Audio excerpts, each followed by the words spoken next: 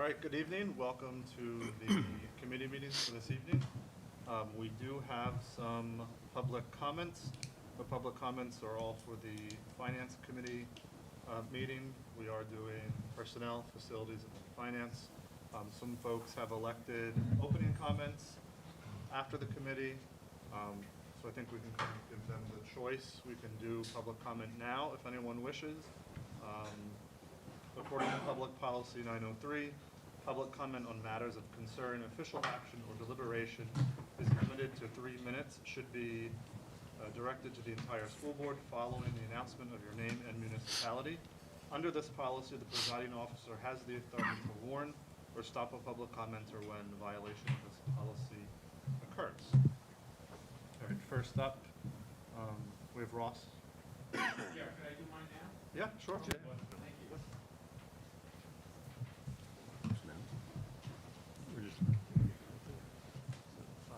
I had to press the button. No, okay. It's been a while. Ross McLennan, Hilltown. I'm here to whine and complain ignorantly about the proposed budget and particularly any tax increase. Actually, that's not true. I didn't join the dark side. Who am I to judge your efforts?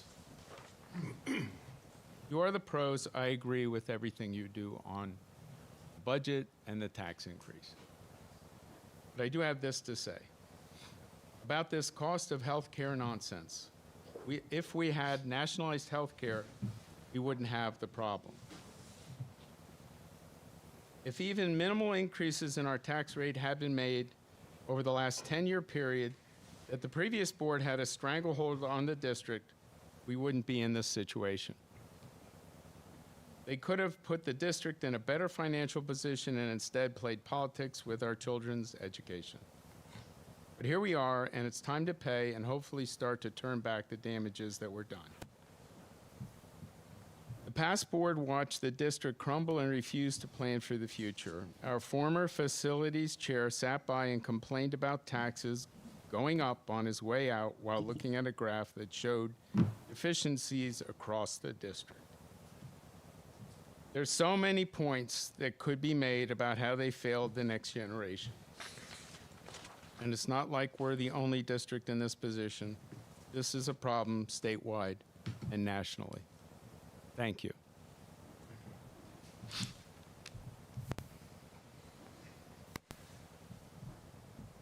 Next up, Marion Ripley. Okay.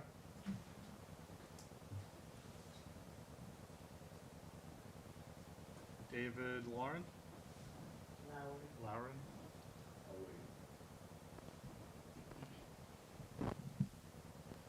Brandon, you have after committee meeting? Okay. All right. And Kim, Padilla? So are we doing before the committee? We're gonna give, if you wanna do it now, or if you wanna wait, we'll redo public comment at the start of the finance committee. Yes, that's fine with me. Okay. All right. All right, so first up for the Personnel Committee meeting, we have a job description that will be presented for the Secretary to the Director of Teaching and Learning.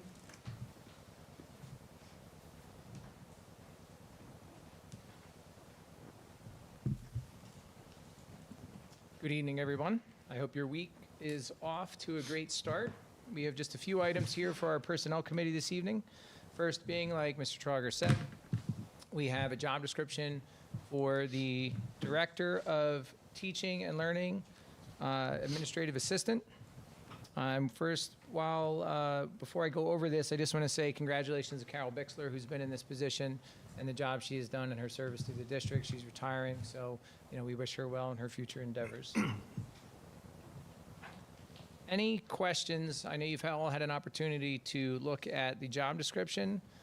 Dr. Bloom has had the opportunity to go through, as is the practice here. Anytime a position is changed or someone retires, we review the job description to check for relevance and accuracy.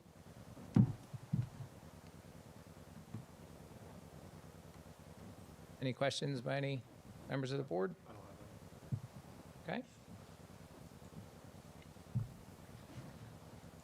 Next up, moving on, we have our Cobra contract agreement. So one of the changes, let me find draft agreement. So one of the changes that we're making moving forward with our healthcare is to utilize Conrad Siegel for our Cobra Health services. And here's the document that shows some of the key points in changing to working with Conrad Siegel directly. And basically what this does is this eliminates a third party from the process in terms of how we would deal with the Cobra. So we are working with Conrad Siegel with our healthcare directly, and having this as a part of that package will streamline everything for us moving forward and will make communication more effective. We're also going to see that we're going to get monthly reporting around Cobra rather than quarterly. And again, it's communicating with the third-party administrators. But we are cutting a step in the process in terms of our communication and the people that we have to deal with when it comes to our Cobra healthcare plan. Any questions on our switch? About how many people are utilize that program? Right now, I'd have to get you that number in terms of the retirees, total number of people. It changes and fluctuates as anyone leaves, has a life event. Okay, you can let me know. Absolutely, I will get that number for you. Real quick, just to clarify, this is a position that was currently fulfilled by a direct employee? No, what we were doing, we were utilizing another party called Cobra Help, which then had to communicate with Conrad Siegel and then back with us, and this is now going all in one bucket with Conrad Siegel. What's the net savings? The net savings for us, it would be more on the administrative side over the course of a year. The initial cost up front is $1,500 more to do it in-house with Conrad Siegel than it is to have a third-party administrator. Great. Every little bit helps. Thanks. You're welcome. All right, moving on to our dashboard. Just a couple of things I wanted to highlight with our dashboard. Some things that, as you look at our year-to-date information, leaves of absence, benefits, we have showing and reflecting at this point and moving forward will be the appointments for our extended school year. What could be potentially misleading with our extended school year is that we have one posting for extended school year teachers, but we are currently in the process of bringing on 20 teachers right now for extended school year. We are also bringing on 40 teaching assistants, as well as one speech therapist and 2 lead teachers. So that is something that I wanted to point out in terms of the specifics, as the numbers on the dashboard can be a little misleading because, again, it was one posting looking for those positions for extended school year. Any questions How many regarding? kids are in extended school year? How many kids do we have? I'm waiting on special education to get me the final numbers. We had a conversation the other day that not all of the parents and students have to commit at this point. That's rolling as we go through the spring. So right now we're looking at the numbers we currently have and appointing teachers accordingly. I don't know, Mr. Johnson, do you have an exact number at this time, students? I do not, but I can get it. Any other questions regarding dashboard or our current vacancies in hiring? Just wanted to ask, we started something 2 years ago, and one of the things, the measurements that I asked for was teachers leaving. How are we, it's a good measurement of how well we're doing as far as retention is the number that leave. Mm-hmm. And it kind of dropped along the way, but I'd like you to take a look at that again. Sure. Because this is just a snapshot, but it really doesn't give you a picture over time. And one way to measure that is how many teachers leave. And we kind of dropped that, so I'd like to see that restarted. Is there any other job category that you'd like to see that Well, number I for? guess it would be nice to do it in other key categories, but I'll Okay. leave that up to you. All right. And we usually like to go back a few years. It's not just 1 month doesn't mean anything, but an average over time is pretty telling as to whether we're encouraging people to stay and doing a good job, or they're jumping ship too much. Would you like to see a 3 to 5 year snapshot? 5 years would be good. 5 years? Have the data. Okay. Absolutely. I mean, we have to have some way of determining whether we're doing a good job of keeping people here, and I think that's one way. If there's other ways, I'm always open to other suggestions. Right, and one of the things that we're looking to do in HR moving forward too, with anyone that leaves at any level of employment, would be an exit interview. So we can gain some feedback from them as well and some insights as to the reasons and the purposes and maybe get some useful information for the board and for our department as a whole. Yeah. Be great to call out which ones were retirements versus. Yeah, just well, leaving. obviously retirements are different, but, That is already broken out, requirements. yeah, versus- Yeah. I mean, Yeah, I would in the leave training that Ron was asking for. yeah. Can't stop retirement. Right, that's, yeah. Is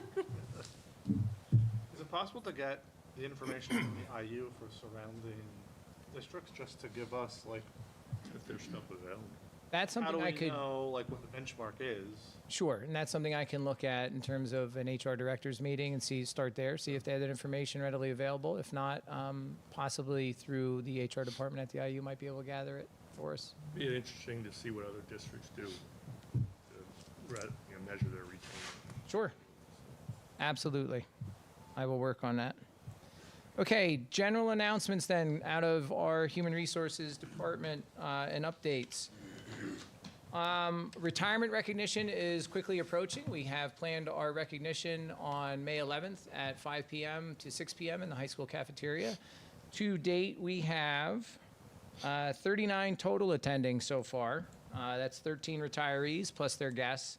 We have 9 retirees that we have not that have not responded yet in terms of making sure that they're going to attend. And we've been working with Mr. Thomas on getting pictures for our retirees that we can have displayed. And they've been submitting, we asked them 3 questions in terms of how long they've been in the district, what positions they've held, and what are their plans for retirement. So the ones that show up will have a little bit of a blurb for them as we give them our well wishes moving forward. So if you have not yet, anyone, members of the board or administration, RSVP is April the 27th. If you could please let me know if you are in fact going to attend. Just a couple other updates here. Our position control system, we have been working over the last couple weeks in the HR department as a whole. We've been sending out our staff lists to our buildings and department heads to make sure that our position control system is going to be 100% accurate in terms of being able to maintain accountability for all positions in the district. And it will allow us to obtain more information about our workforce across all departments moving forward. And the last thing that I wanted to provide you an update on is that we have a job fair planned for May the 4th be with you. And that will be for our transportation, nutritional services, and our custodial maintenance department. Any questions? That will be held here. Yeah. Yep, it'll be outside. I'll get more information. We have one of our department, Joanne, she is spearheading the planning and getting everything taken care of for the job fair on the 4th. Any additional questions? Mr. Trauger, that's all I had this evening. All right, thank you. This concludes our Personnel Committee meeting for tonight. The next Personnel Committee meeting is scheduled for Tuesday, May 5th. Next up, Yeah, okay. All right, well, if nobody has public comment or wants to do their comment now, move on to the natatorium scoreboard update from Mr. Bramble. Good evening, everybody. So we are looking into pursuing a new scoreboard for the natatorium or the pool. We are going after a specific type of scoreboard. It's Daktronics, so that it matches the scoreboards the type of scoreboard that we have in every other area of our athletics. The purpose for that is that it will have similar parts, devices, and controls that we can use across all the scoreboards, so that it makes it a little more beneficial, so we don't have one scoreboard that is different from all the others and parts that are only relevant to that one board and not universally. We have quotes on one scoreboard now. We are waiting on quotes for 2 more competitive bids. We are looking at 2 different types of scoreboards, as far as one is digital, LED digital, that's comparable to what we currently have in the pool. The other one would be a video board, just to have a one-for-one comparison and price differences. They should be ready for those prices and quotes should be ready for the next committee meeting. So those are different suppliers of the same product, or is it They are able, different so different, distributors? different quote, we can get more than one manufacturer to get us the same type of board. Oh, okay, so it's not, you're not tied to any particular No. manufacturer, just a type. The same type, should they be can go after competitive. the same type of board, and Okay. we can get different pricing on that. Okay. Sounds like I've got a fair bid then. Anybody else? All right, moving on to, we have the Exact Vision camera systems. So this was something I'm working with security. There is a program that they are going to be rolling out for streamlining for emergency responses. While we were in pursuit of that, we noticed that our camera program did not have a map layout of each building that showed where the cameras were in correlation to the building. Some programs have that ability, some don't. When we were taking a deeper look at ours, I reached out to the company that we got our camera program from, and it was something that was always able to be done, it just had never been pursued before. So I ended up going through and making that update to our system across the board. So I went through every single building and was able to upload maps of the building, where the cameras are located in each building, and actually tie in digitally the camera so that it shows it on the map where it's located in the building, and you can interact with that map and select the camera and pull up the live camera feed. So it just allows for quicker responses for finding the camera if you're not versed on the program, like someone like me or security who uses it every day. If you have access to the system and you don't know the name for the link of the camera, you can look at this map and find the camera quicker, so you can find what footage you're looking for. And this was all able to be done at no extra expense to the district. It was already there in the program, and it had just never been uploaded before. So we've had the map before, but never, you included the camera and then what you. So there were no maps either. I Oh, there had was to no go maps through and either. upload all of that. I had to upload maps, link the cameras in there, so this was something that, I don't know if we had an image, but I pulled it up on my laptop. They have it on there. It's on Yeah, we Oh, have. they have it? Okay. All right, so this was something that had to be created. I had to put all this together. So at the Uploading maps. schools, the principals didn't know? Oh, okay. Nobody knew they could do it until we Great. ended up going after it. So they had to know what camera they were looking, where it was. They had to know the name of Manual. the camera and where that was located That's in the slow. building just from repeated usage, where someone, say there's a new principal, they could pull up this map and just go right to the camera based on the layout of the building. So it just, if there's an incident going on in the gym, now they don't have to know off the top of their head the name of the camera. They could just pull up this map, go right to the camera, and be able to respond to a situation quicker. How'd this come about? So there's a program that security is going to be rolling out for the Oh, district. okay. And this is something that helps in that effort of making that program better. So this was something that we found in pursuit of that. Got it. So there's nothing to approve here, just. Nothing to information. approve, just showing Didn't that cost us any money. we were able to do something to make this Good. better for the district, and it didn't cost the district any. Safety-wise, absolutely. Mhm. Response That makes a time. lot of sense. Thank you. So is this part, does this help us with PCCD?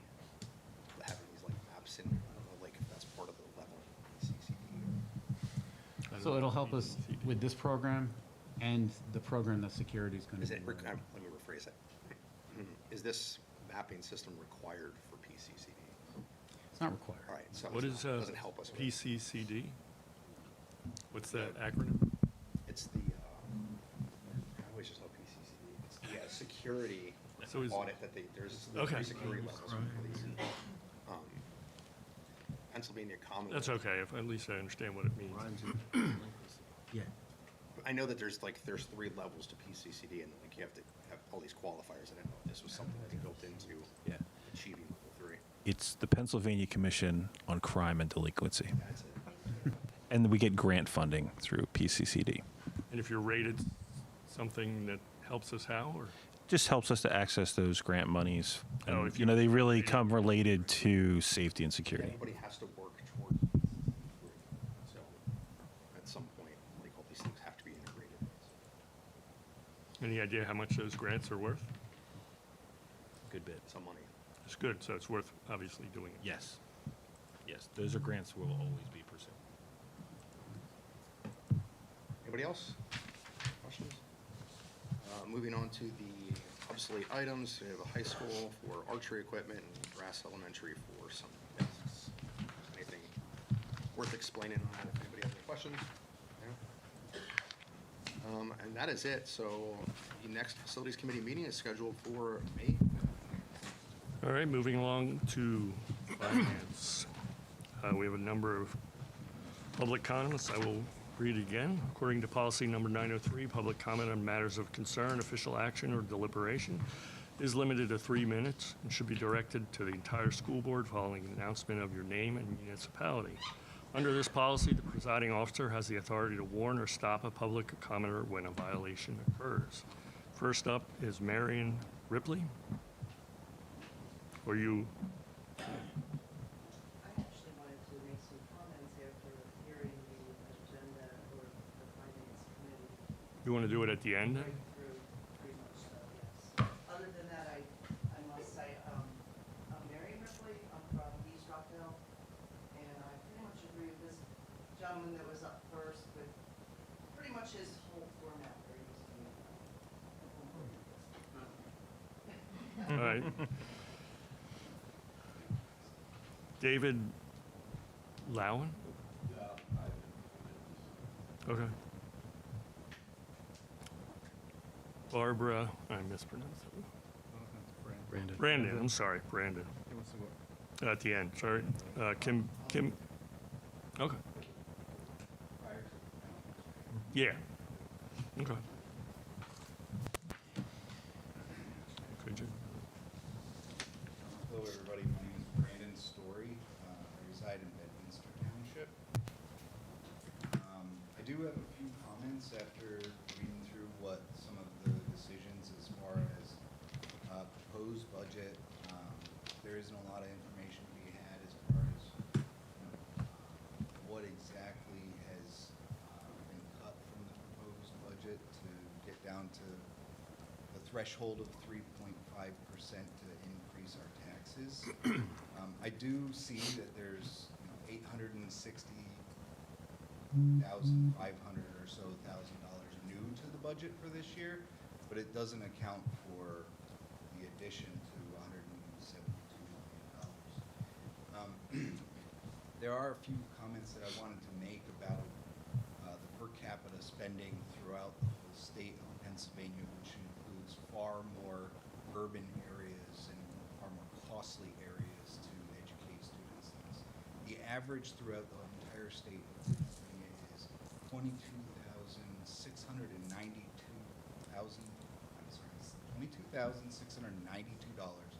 per student. Currently, we're proposing a budget that's significantly over that, and without any additional spending from the actual income that is expected from the school district, we would be above that average throughout Pennsylvania.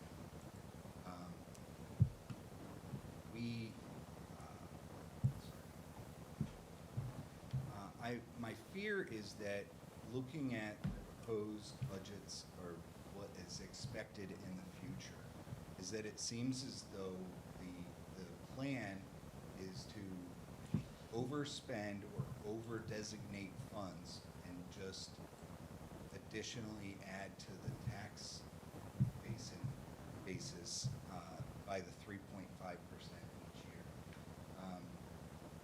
I really disagree with that. I mean, there are small private schools that spend far less per student and have far better results as far as the student retention, their graduation rates, their continuing on to college, their basic skills and readiness for going out into the world.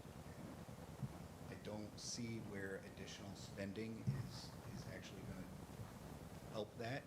In fact, if we go back 10 years in the past, the per capita spending in this school district was only like $18,500. I don't have the exact number in front of me, you take the total spend for that year and divide it by the students, it was like 18,500.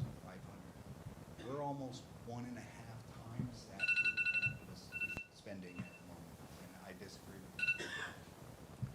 Thank you. Kim Bedelia?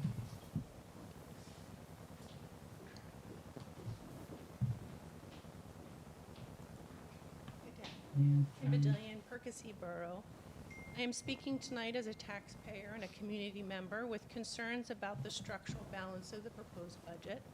Based on the figures presented at the March 9th meeting, the district anticipates approximately $169.6 million in expenditures against $162.6 million in revenue, resulting in a deficit of over $7 million.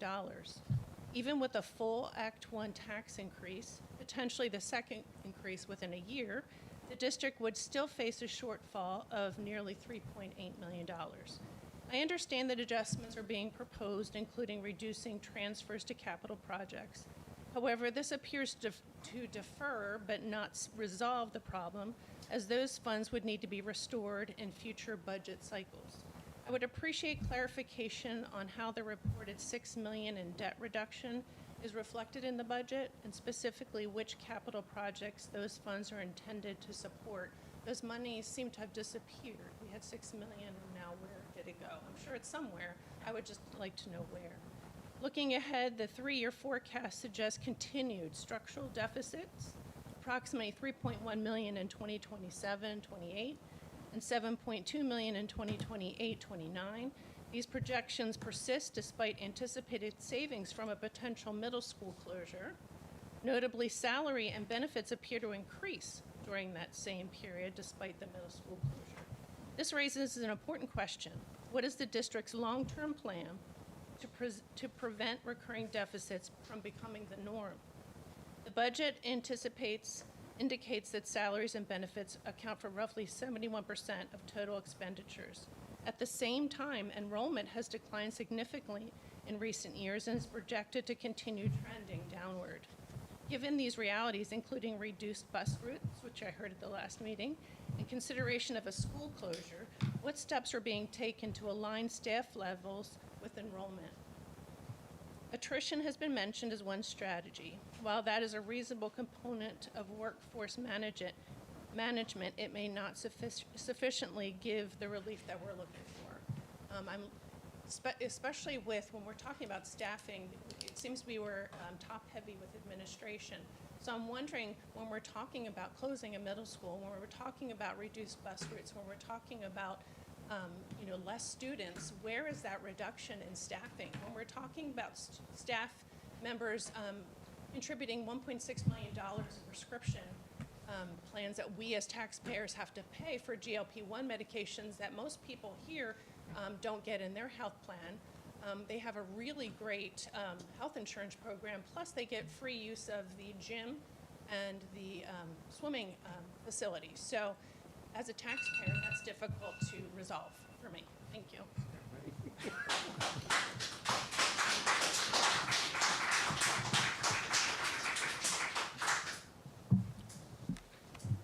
Marion, I'll have you can speak later again if you want, but we're moving on now. All right. First up, Sean, you're going to take the financial report from the audit? Yes, tonight we have Mr. Tim Sawyer with us. He's the lead auditor for Barbicane and Thornton and Company. They've been our audit firm for a number of years, probably over 5 years. And so he's here to present the 24-25 financial report. Tim, we'll turn it over to you. Thank you, Sean. Good evening, members of the board and the finance committee. As Sean said, my name is Tim Sawyer. I'm the partner at Barbicane Thornton on your audit.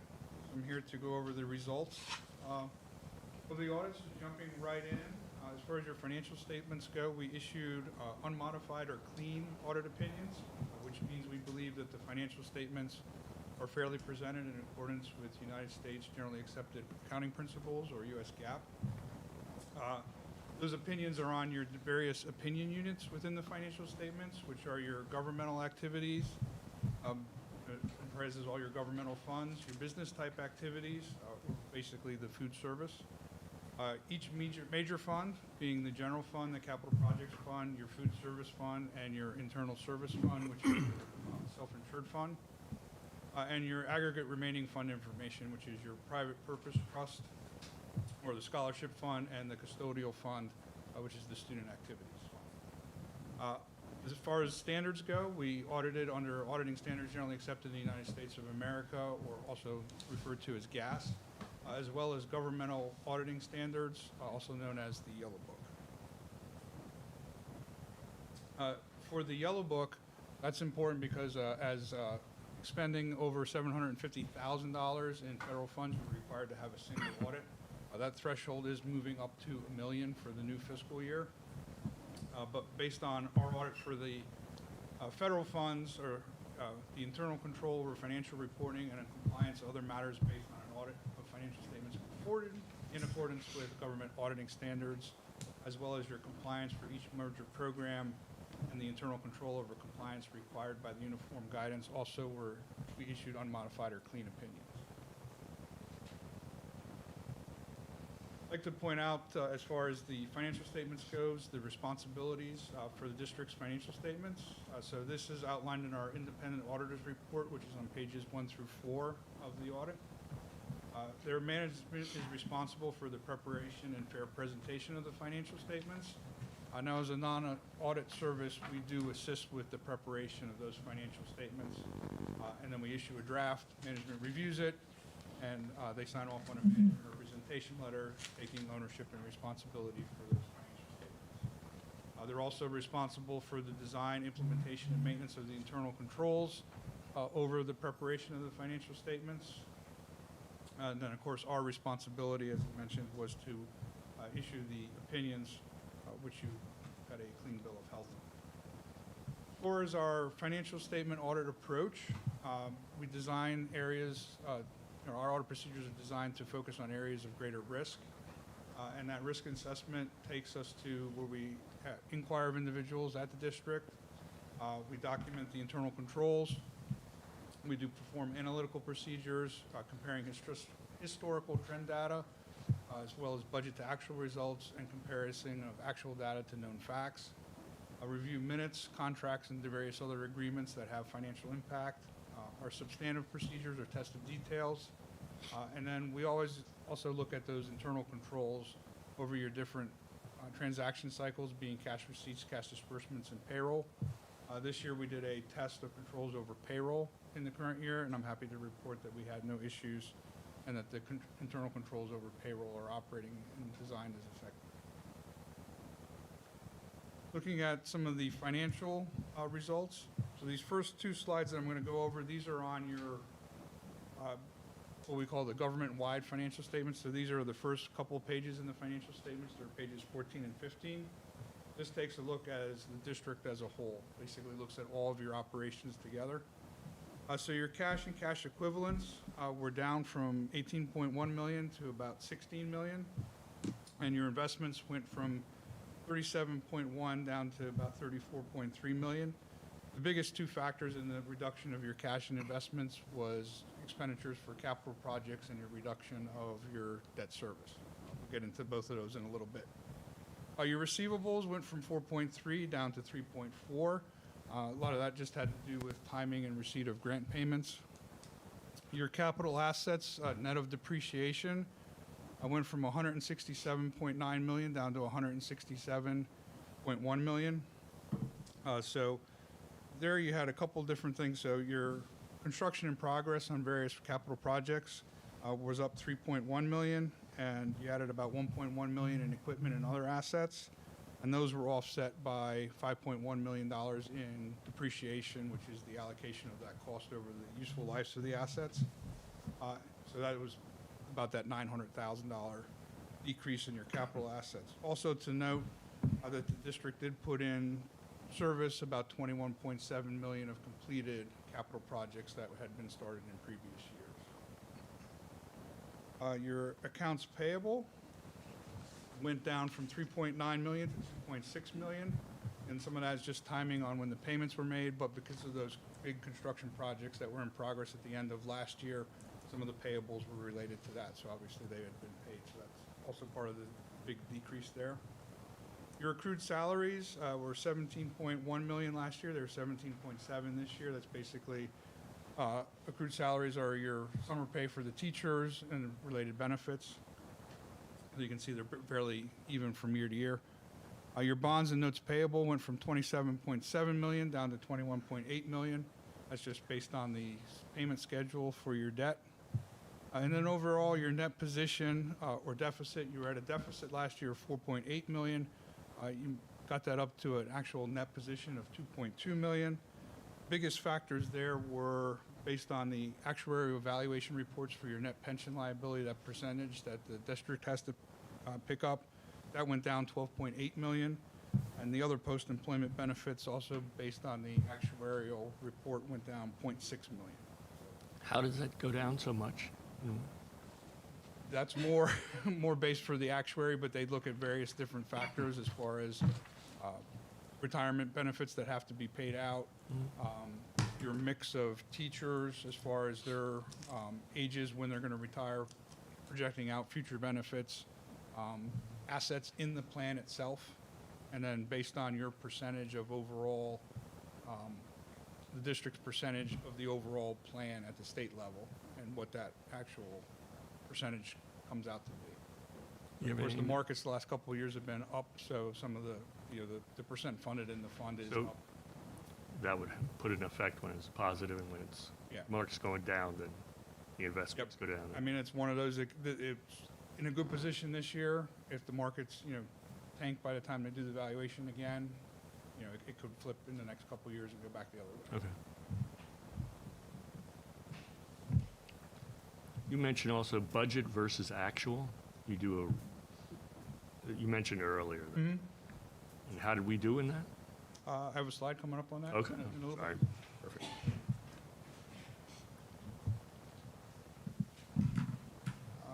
Okay, looking at the fund equity, so those previous slides, like I said, were at the government as a whole, and there was also on what we call the full accrual method. Your fund equity, this is a little bit probably more what you see on a monthly basis in your finance reports. And this is your fund equity at the modified accrual level, so it has some differences as far as the accounting. But in your general fund, your fund balance went from 16.7 million down to 13.4 million. And the capital projects fund went from 5.7 up to 7.3. Your food service, which is actually a deficit in the food service, it went from a deficit of 606 to a deficit of 520. What's the reason for the drop in the general fund? Part of it is the transfer of a transfer over to the capital projects fund. But we do that every year. Over the last year, we didn't do that much. The previous year, right? The previous year. It was about 6 million, I think. This year, but 2425, yes. But the year before was a small transfer. wasn't it? Smaller, 324. Yeah, it was smaller than 2425. Right, yeah. And then, okay. Looking at various revenues and expenditures, so your general fund revenues are fairly even, about 158 million both years. The food service revenues were down a little bit from 3.6 to 3.3. On the expense side, your instruction-related expenses went from 96.7 up to 99.6. Support services were 44.5. They came in at 48 million. Non-instructional services, about 1.7 each year.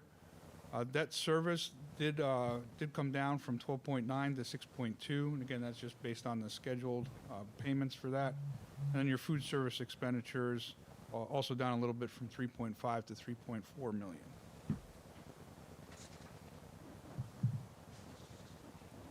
Here's the budget to actual, kind of at a very high level. So your fiscal 25 budget was a balanced budget, where the revenues did equal the expenditures and other financing uses being your debt service. The budget anticipated 159.1 million in revenues. Actual revenues were at 158.6, so you had a little unfavorable variance of about 500,000. You anticipated 152.7 million in expenditures, while actual expenditures were at about 155.7, so you had an unfavorable variance there overall at about 3 million. And then the budget also anticipated 6.8 in other financing uses, while the actual was at 6.1, so you had a favorable variance there of about 300,000.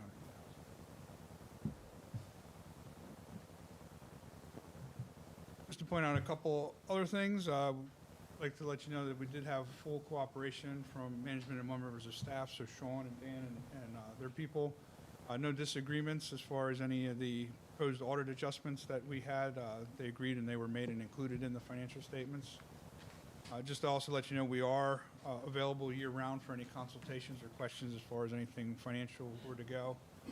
And then just to point out so that you are aware, new for the fiscal 26 audit, there's a couple of governmental accounting standard boards, new standards coming out on the financial reporting model and improvements there. So there's going to be a few changes, as well as some disclosures related to your capital assets, just to let you know that they'll be in the next financial audit as well.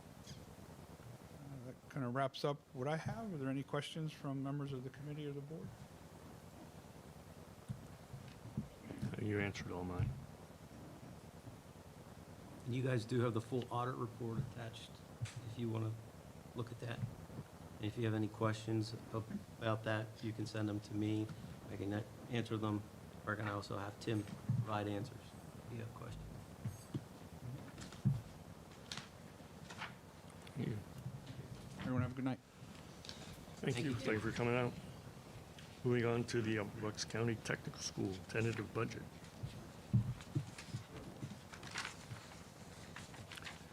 We want to go over that again? We postponed that from last meeting.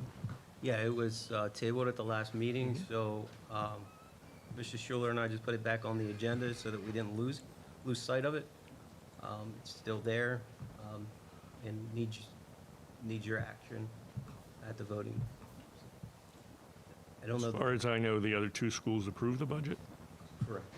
Is that correct? Yes. So our vote is irrelevant at this point, but we do need to vote on it. Correct. The budget passed for them. So my only comment, and I've made this before, is I would love to find a way to evaluate how well they're doing at school. In our school, we have test scores, we have everything we know how we're doing and can get feedback on. But we do not get that feedback from the tech school, and it'd be nice to have that. We have graduation rates from the tech school, but there's no testing that is universal that sees how they're doing. So I think they should be subject to the same kind of evaluations that we are, and that would let us know how well our tech school's doing. So that would be my only objection to the budget on that. As far as passing it, I'm okay with that. Will they get back to us with any information, with any? I have asked the question. Questions that were asked at the last meeting as far as what were they looking at to, were there areas where they could cut spending? Did they cut spending? Did they answer any of those questions? They did send us something, we all got it, it just wasn't very detailed Yeah. at all, like how detailed and granular we get, Right. I would have expected that from them. Yeah. And we just didn't get it. So I understand that the other schools passed it, and I guess it doesn't. We only need 2 of 3 to pass their And so budget. I think that if we're really looking line by line to see how it is that we save money, we should do the same thing. I agree with that. Just not seeing it. I think they do wonderful. I love the tech school. The opportunities that the kids have there, it's not about that. It's just about really the administration really just showing what they can and cannot do. They may not be able to, which is fine, but just a matter of showing us. I think it's important. We do see an increase in their budget this year, which is understandable, but they don't have to raise taxes to pay for it. We have to pay for it. So it's always a concern that they're spending the money efficiently also. I think measuring some things more there would be helpful for the community. It's worth noting, too, that the other districts passed this, but they're dipping into their fund balance to pay for it. So they're only increasing their own debt.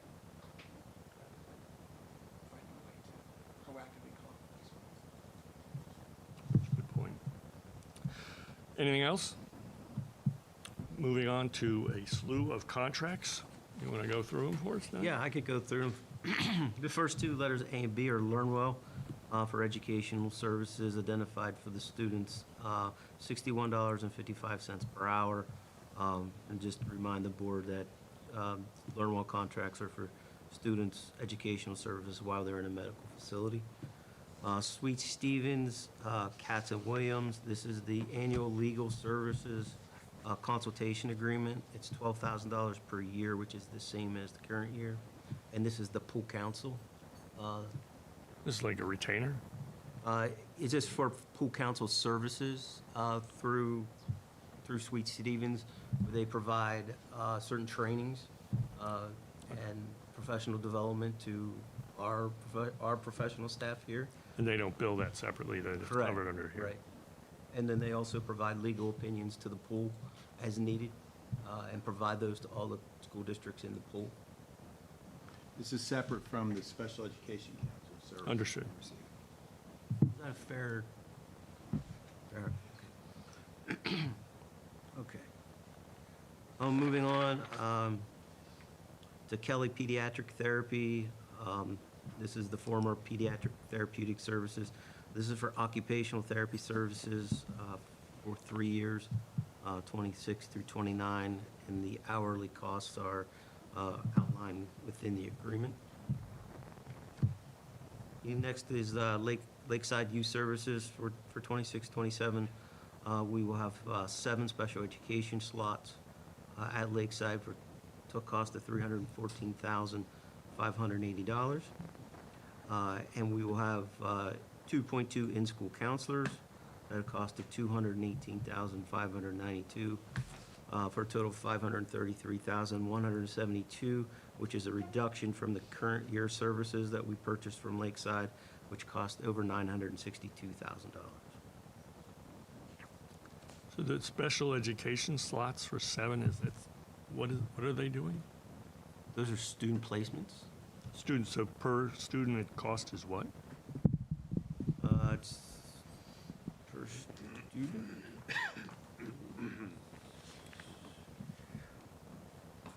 $44,940 per student. And we cannot handle that in-house.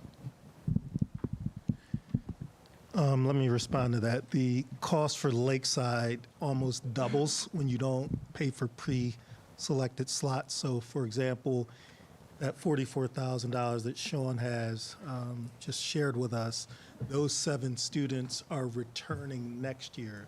So it's advantageous for us to pay for those slots in advance. If not, you're looking at roughly $70,000 to $80,000 for each student that attends Lakeside. If you don't plan ahead, so you pay up Right. front and you're stuck with them whether you need them or not. Correct, yes. But you know you're going to need 7 next year? Right now, today, the 2nd, and whatever time it is, yes. So if you had to 7:21 add and 10 another one? seconds, yes. So if we have another one, that cost would, again, almost be double what the cost for the pre-selected slot. So we're going with those 7 students returning to Lakeside. We know they're going to be returning to not the district, but that placement. We're just paying for the slots, not the students, right? So if, They're one and the same. well, if one of the students left We're still in there. and we had another one that came in, they could just take that slot, Yes. Oh, yeah. right? So We would pay in advance for that Slot, semester, not- though. right. So, but yes, we're paying for the It's the slot. slot, not the student specific. So if one student, for example, leaves Pennridge School District for whatever reason tomorrow, and now we're down to 6, now we have 1 opening, but it would be pre-selected, so.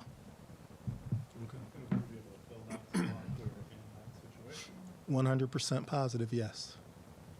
There's always going to be a need. And we're sure we don't need more. Down the road, as we get closer to the school year, it's now going to be $80,000 to say we need maintenance for that.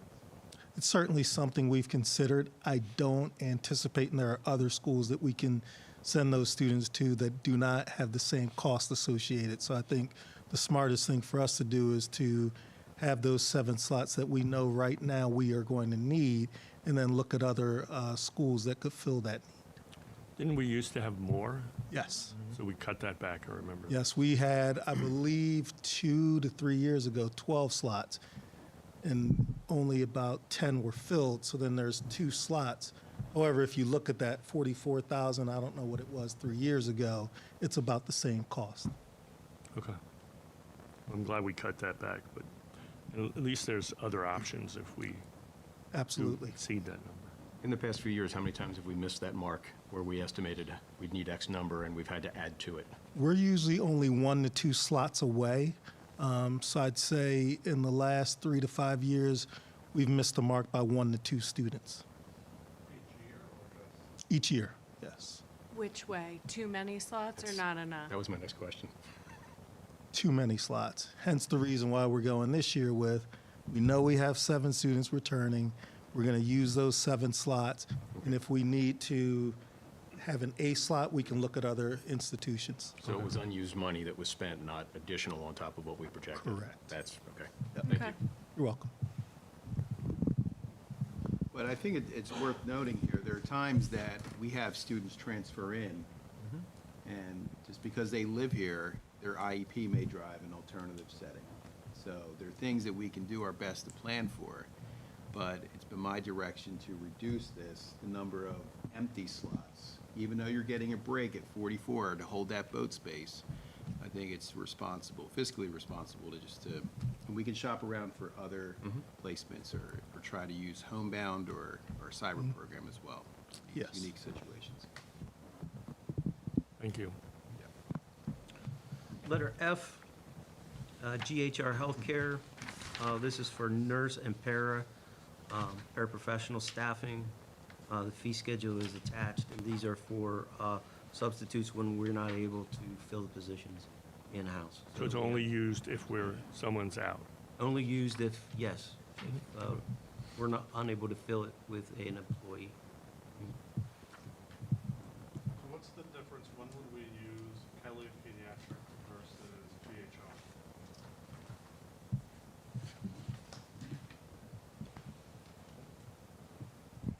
It's occupation therapy. So It's different. Kelly Services, which is formerly PTS, we would use for OT and PT and speech. And then for GHR, it's purely nurses, So certified. even though their schedule has it on there, we don't use that? Correct. Would it be available if we were in a jam? We will never be in a jam with Kelly Services. They always seem to meet the need and get the money. Hey, Chester, can you fix my computer for me?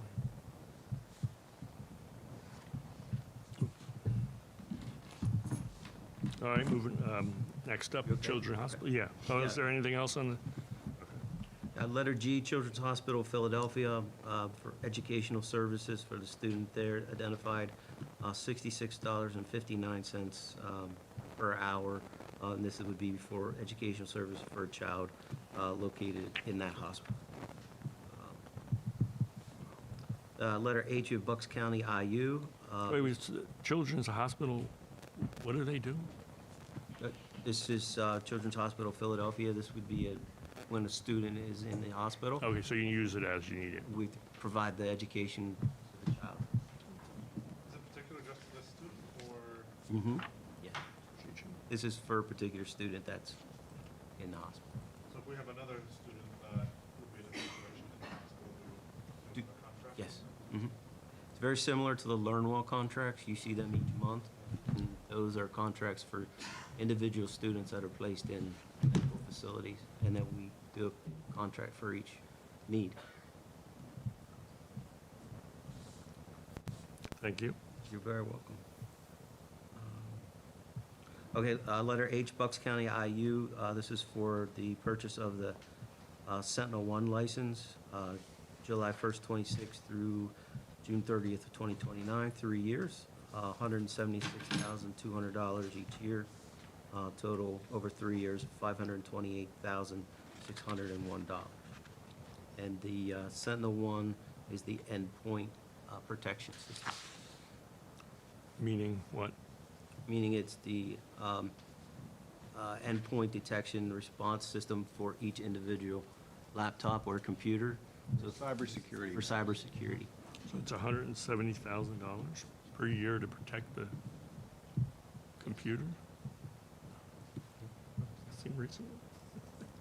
Is that what it was before? No, but last it's year? the price. That changed? It is For IT, right. yeah. You know, It's a lot You cheaper know to how- stop somebody from clicking on Mr. something. Dillon, I agree. This is It the one seems like a lot. we yeah. put in last year in the middle of the year. Okay. Ransomware costs a lot more when you got to pay those. Yeah, yeah. So this is to keep us getting hit with a cyber attack Yes, type thing. Yeah. It's pricey. Letter I, environmental control systems for professional engineering, environmental management, consulting, and asbestos control services, contract through June 30th, 2029. The fees are per attached, and we only use these services as needed. So if we have an asbestos problem in a building, these folks would come in, figure out how to best handle that problem. And how to, also, if there's any air quality issues, anything like that, these are the folks that would come in and do any type of testing or anything like that. They also would oversee and procure services for environmental related projects. Kind of like the oil tank Like closures. The tank closures that we've had recently at Guth Elementary and Bedminster Elementary, they oversaw those projects. Any asbestos management plans that we have created and managed by them. Okay. So again, we just use those folks as needed. Letter J, Bucks County Community College. This is for the overflow parking for graduation. It's just an agreement to use their lots, and they do not charge us for that. But we thank them for their partnership. Letter K, First Class Entertainment. This is for multiple dances at North Middle School next year, $450 per event. L, the Reading Fighting Phils, South Middle School trip in May of this year. Total cost $308. Letter M, Transfinder Corporation, rerouting of the elementary zones for 26-27, cost of $5,000. N, Kutztown University, this is an MOU for student teaching. So the Kutztown can send their student teachers here. Letter O is Music Theater International for South Middle School. Their March of 2027 performance, $1,000.28 for that program. And then P is also Music Theater International North Middle School for their musical performance in March of 2026, $909 cost. And that should be 20, I think that's a typo. Yes. 2027. Name not to be disclosed yet, in case you're wondering. We don't want to spoil the surprise. Do you know what it is? Yes, apparently we approve them. Okay, letter Q, settlement agreement for identified student 2026-29. And then moving on, letter R, Bucks County Intermediate Unit. This is the Safe to Say Something tip response program, $3.65 per student, same as the current year. And this will be our second year with this program. And we're very happy with how this program is working.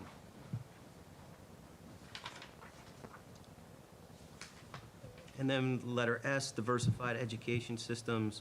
This is an MOU for the STEM M program, which will be starting and being implemented over the summer 2026 and be ready to go for the kids when school starts. So is this, when you say it's an MOU, is there a contract or is there? There's no cost. There's no cost, okay. To the school district for this program and for the supplies and for the equipment, but it's a memorandum of understanding that we're agreeing to take all this and run the program. Sorry to interrupt You you. should We're explain agreeing it. to accept $1.5 million worth of high-tech equipment for our seventh grade STEM program, so no costs. And who's paying the 1.5? Where do? Through the Navy? That's it? That's awesome. Oh, yeah, I think you were on vacation for that presentation. Oh, okay. It's exciting. Yeah. Mr. Wers, do you recall we went to Northeast Philly about 3 summers ago?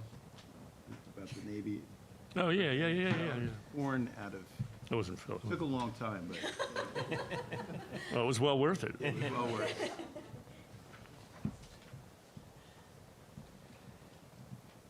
Okay, Mr. Ward? Okay. Oh, yeah, sorry. All right. Number 5, PSBA membership. We've attached the documents to board docs, but this is the membership for PSBA for 26-27. Cost of the standard membership, our all-access package, $19,341. Plus, this year, a new part, Keystone Agenda for $2,000. Keystone Agenda is the new software program which is replacing board docs.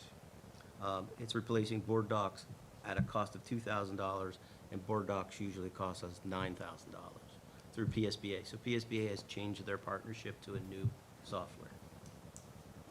So it will look different?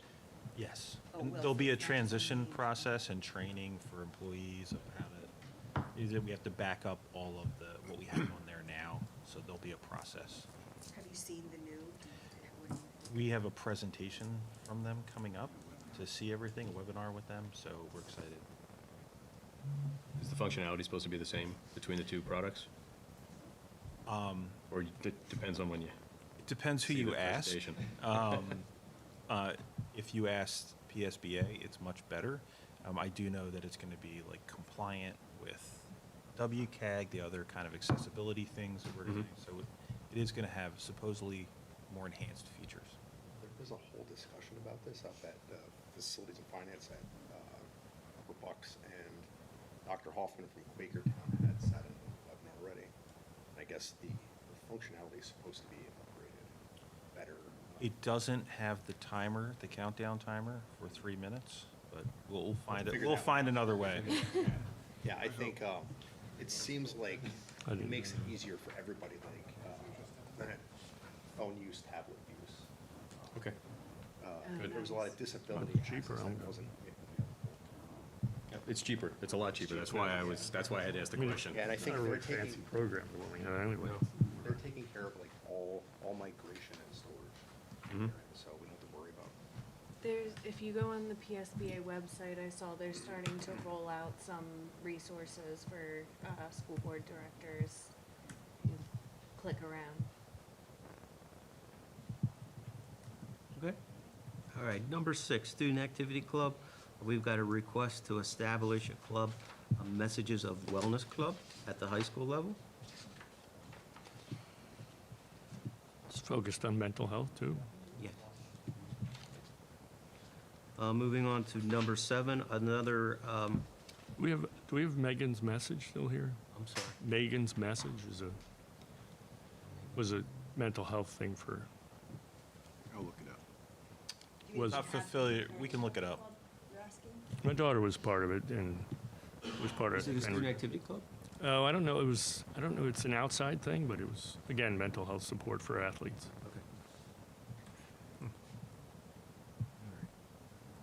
Okay. Number 7, we have a request from the high school parents of the Oh, Morgan's message, sorry. Morgan's message. Here we go.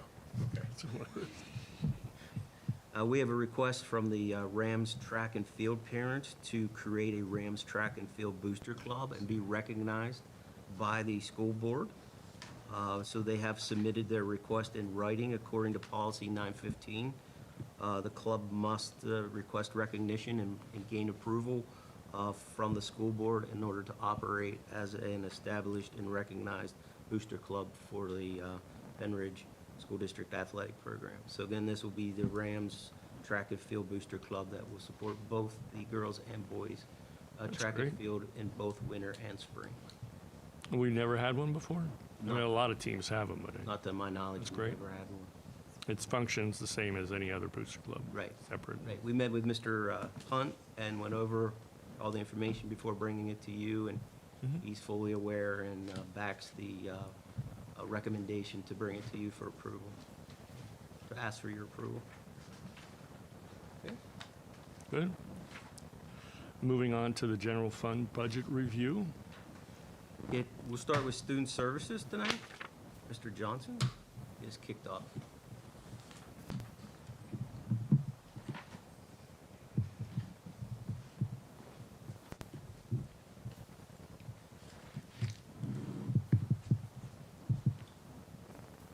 evening, everyone. So, the first couple of slides that you see are relate to the 1100 and 1200 series. I know the board received at some point last week, I believe it was midweek, this slide deck shows the budget for the Student Services Department. There are 6 different series that I'm going to go through that reflects the information that comprises this particular budget. Again, these first couple of slides will pertain to the 1100 and 1200 series. So if you look at this first slide, this general data and information are the number of students that are attending cyber charter schools and brick and mortar charter schools as well. Students attending the alt-ed placements are students who are court adjudicated or placed based on probation. Again, more information. These pertain to special education students who are currently in, or we project will remain in, BCUI placements and out-of-district placements. What's the average cost on that? $100,000. And that's just tuition. So it doesn't include transportation, OT, PT, related services. Again, that's just the cost of tuition.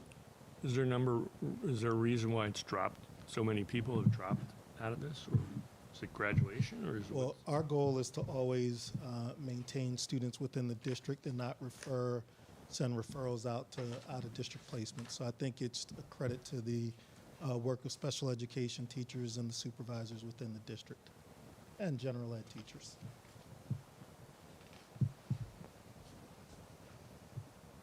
This is our overall history. If you look at the last 4 years prior, you can see how the costs associated with special education in particular are rising. So we're looking at a 5% increase when you compare last year to the current school year.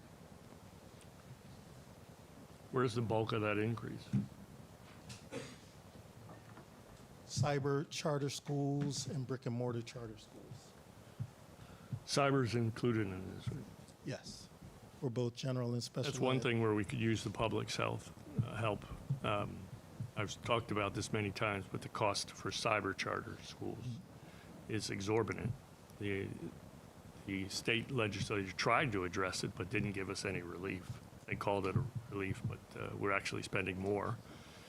And if a child has an IEP at a cyber school, we pay $40-some thousand per year to that cyber charter school. If you check out their financials, they're very healthy. They're making tons of money, which we can't do. And we've asked many times, and our state representatives are not helping us. They're in favor of it, probably because of the lobbying efforts of the charter schools. But we waste a lot of money every year. That's your taxpayers' dollars, and we need to fix it. And we haven't seen much change.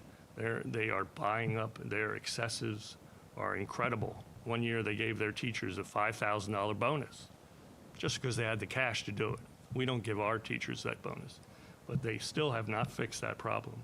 And it costs us over $600,000 a year, which is coming out of your pockets. And it's something that only the state legislature can fix.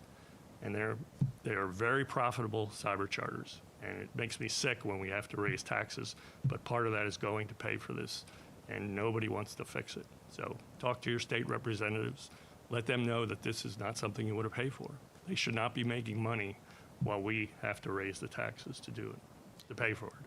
And to your point, Mr. Wirz, a special ed student who attends a brick and mortar school cost is a little over $46,000 per student. Special ed student who attends a cyber charter school cost is just slightly shy of $40,000. What was the first number? Are you saying it costs us more than the cyber? Just over $46,000. For what? For one student to attend a brick and mortar charter school. Charter school, but how about our costs? Our cost, I don't have that figure. Sean, do you know how much it is to attend Pennridge's cyber school? No, cyber, you're talking about our costs versus This is how much we pay to send a kid to Right. those schools. But our costs are significantly lower than that, is what my point is. This is money that's just stolen from us every year. Correct. So if we look at, again, Agree. Sorry. this is the 1100 series, which again is general education. And you can see the variance there. And again, it goes to those slides that showed the number of students who attend those brick and mortar charter schools and those cyber charter schools. The next That's series, the 1200 series, similar information, but this is strictly special education. So the 1100 and 1200 series are the two biggest series within this student services budget. And I'll go back just so you can look again. And what's in that, what's in that one? The 1200 series is just, A why is lot. that? Different special education services, gifted support, legal claims, 18 to 22 programs, out-of-district placement, Bucks IU. So it comprises, and that's why the amount is a great part Has of the that IU 12.7. Yes. The money we spend in the IU, what is that, how much has that changed? That Is has that going? remained relatively stable. Incremental increases from the Bucks IU, but nothing outrageous. That's good.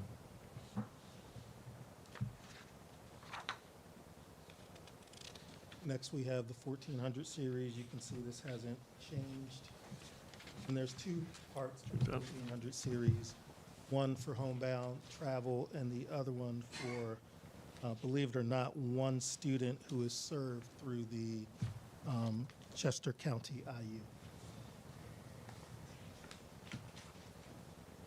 And again, no change there. Why was it so high and it dropped?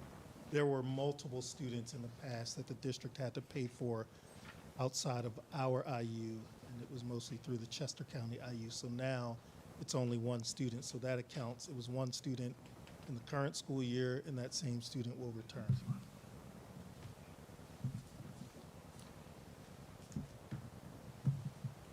Savings.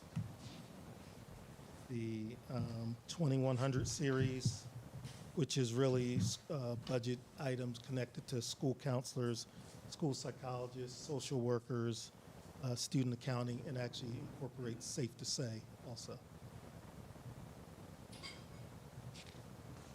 It used to be a lot lower. How are you able to save? Well, it used to be a lot lower though. What- Yes, we were able to save that $7,000 because if you remember last year's budget, we had to purchase new testing materials for the school psychologist. So that's really the only variability within this budget series.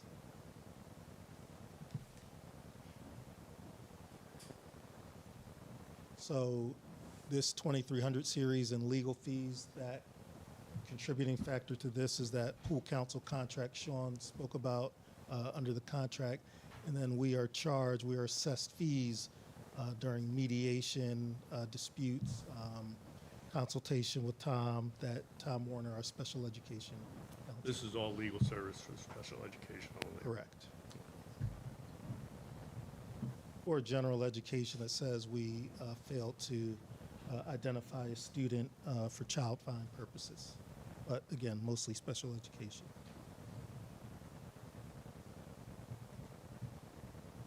This next one, health services, and when I go through the last slide, which I think I've identified as budget challenges, are really budget stressors, and you'll see the reason for this nearly $70,000 increase. So, why was it 22,000?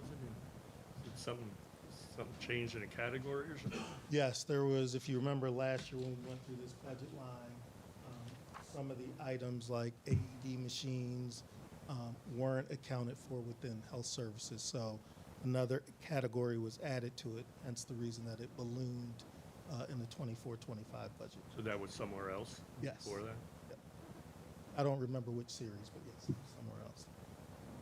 Do we see that same drop-off in wherever they came from? Yes. Okay. I'd like to see that. Yeah, that's what I want to see too. So this is a 4-year history, prior 4 years, and you can see each series and the amount cost. So it's just a different way to look at an earlier slide. I believe it was slide 3 that focused on the variance within the budget from year to year. So this picture right here shows you what it looks like based on each series since 22-23. So is this a summary of what we spend on special education or? Special education, cyber? general education as well. This is the entire budget, but you can look back. So I'll keep that up there for a second. Is this where we should see that difference in the 2400 series? Yeah, Sean, do you recall what was added after we did last year's budget? No, we switched something around, and I don't remember exactly what it was. Yeah, I can get the board that information relatively quickly. I'm just curious, You'll be able because to see it. Yeah. if you look at the total growth over 5 years, if you take that 700,000, go back to Yeah. that. You're not seeing that big of a rise in the costs. You're going from, But again, you have to remember that even with the change, some of the items that were purchased, mostly from a medical health services standpoint, that's where you see that balloon because we had to purchase items that we hadn't had to replace or purchase in years, maybe over a decade. that's under 2,400? Yes, yeah. I don't, but so now you have to keep replacing them, or? No. But you'll see that in the budget challenges. Why You'll is see it that still so slide high? coming Why up. is it 3 years in a row? Yeah. No, you didn't answer the question. No, I can get you that information. Okay. Yeah. I just want to understand, because if it did save money elsewhere, I would want to see where it drops from the other. Yeah, it will be in my presentation from last year, so I'll be able to pull it up pretty quickly, Okay. even Thank you. tonight. All right, so these are the stressors that I talked about a little bit earlier. If you look at these are the, again, 1100 and 1200 series, two biggest pieces of the budget.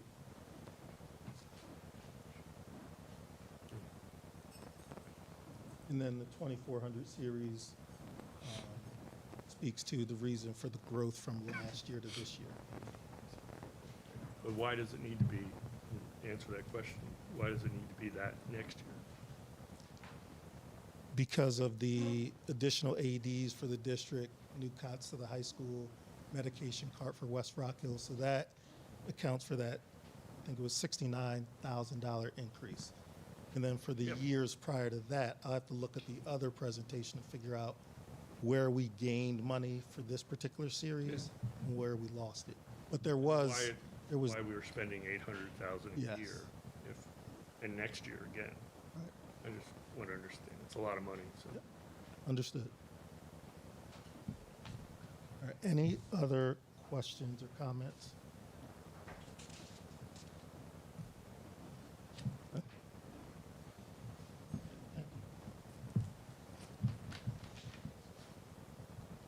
Thank you.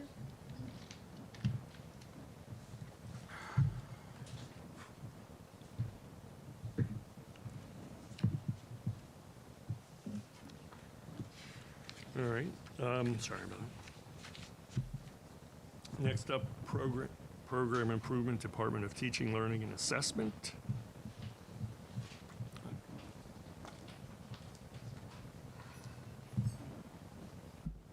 All right, good evening, everyone. Thank you so much.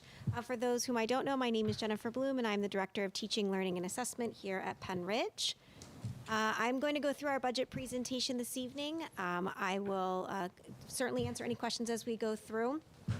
First, I just want to talk about our budget source here in program improvement. You'll see from last year's budget, we were at $191,738. This year, we are looking at an increase. I will explain the increase because I understand when you look at the almost $60,000 increase that it is probably concerning, so I'll explain why that happens. The first is going to be the addition of a new course, AP Comparative Government. That breaks down to a cost of $6,000 for next year, which is roughly $114 per student.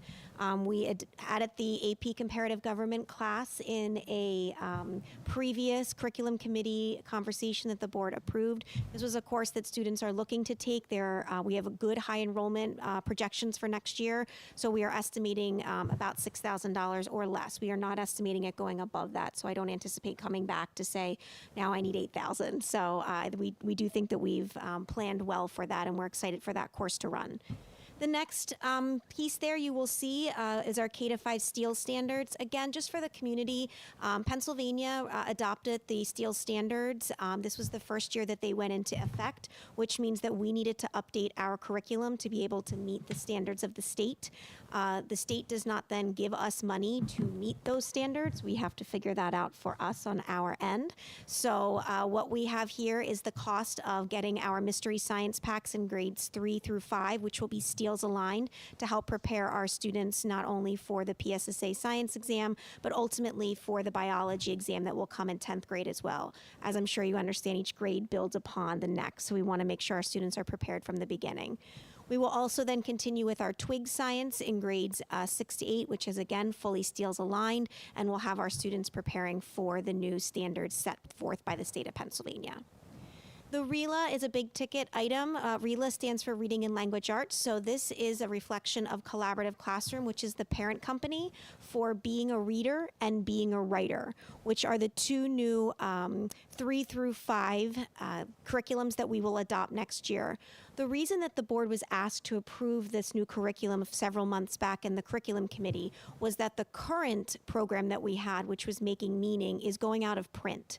So we need to be able to effectively replace that program in grades 3 through 5. And we also need to make sure that, again, aligns to the structured literacy standards that are put forth from the state of Pennsylvania.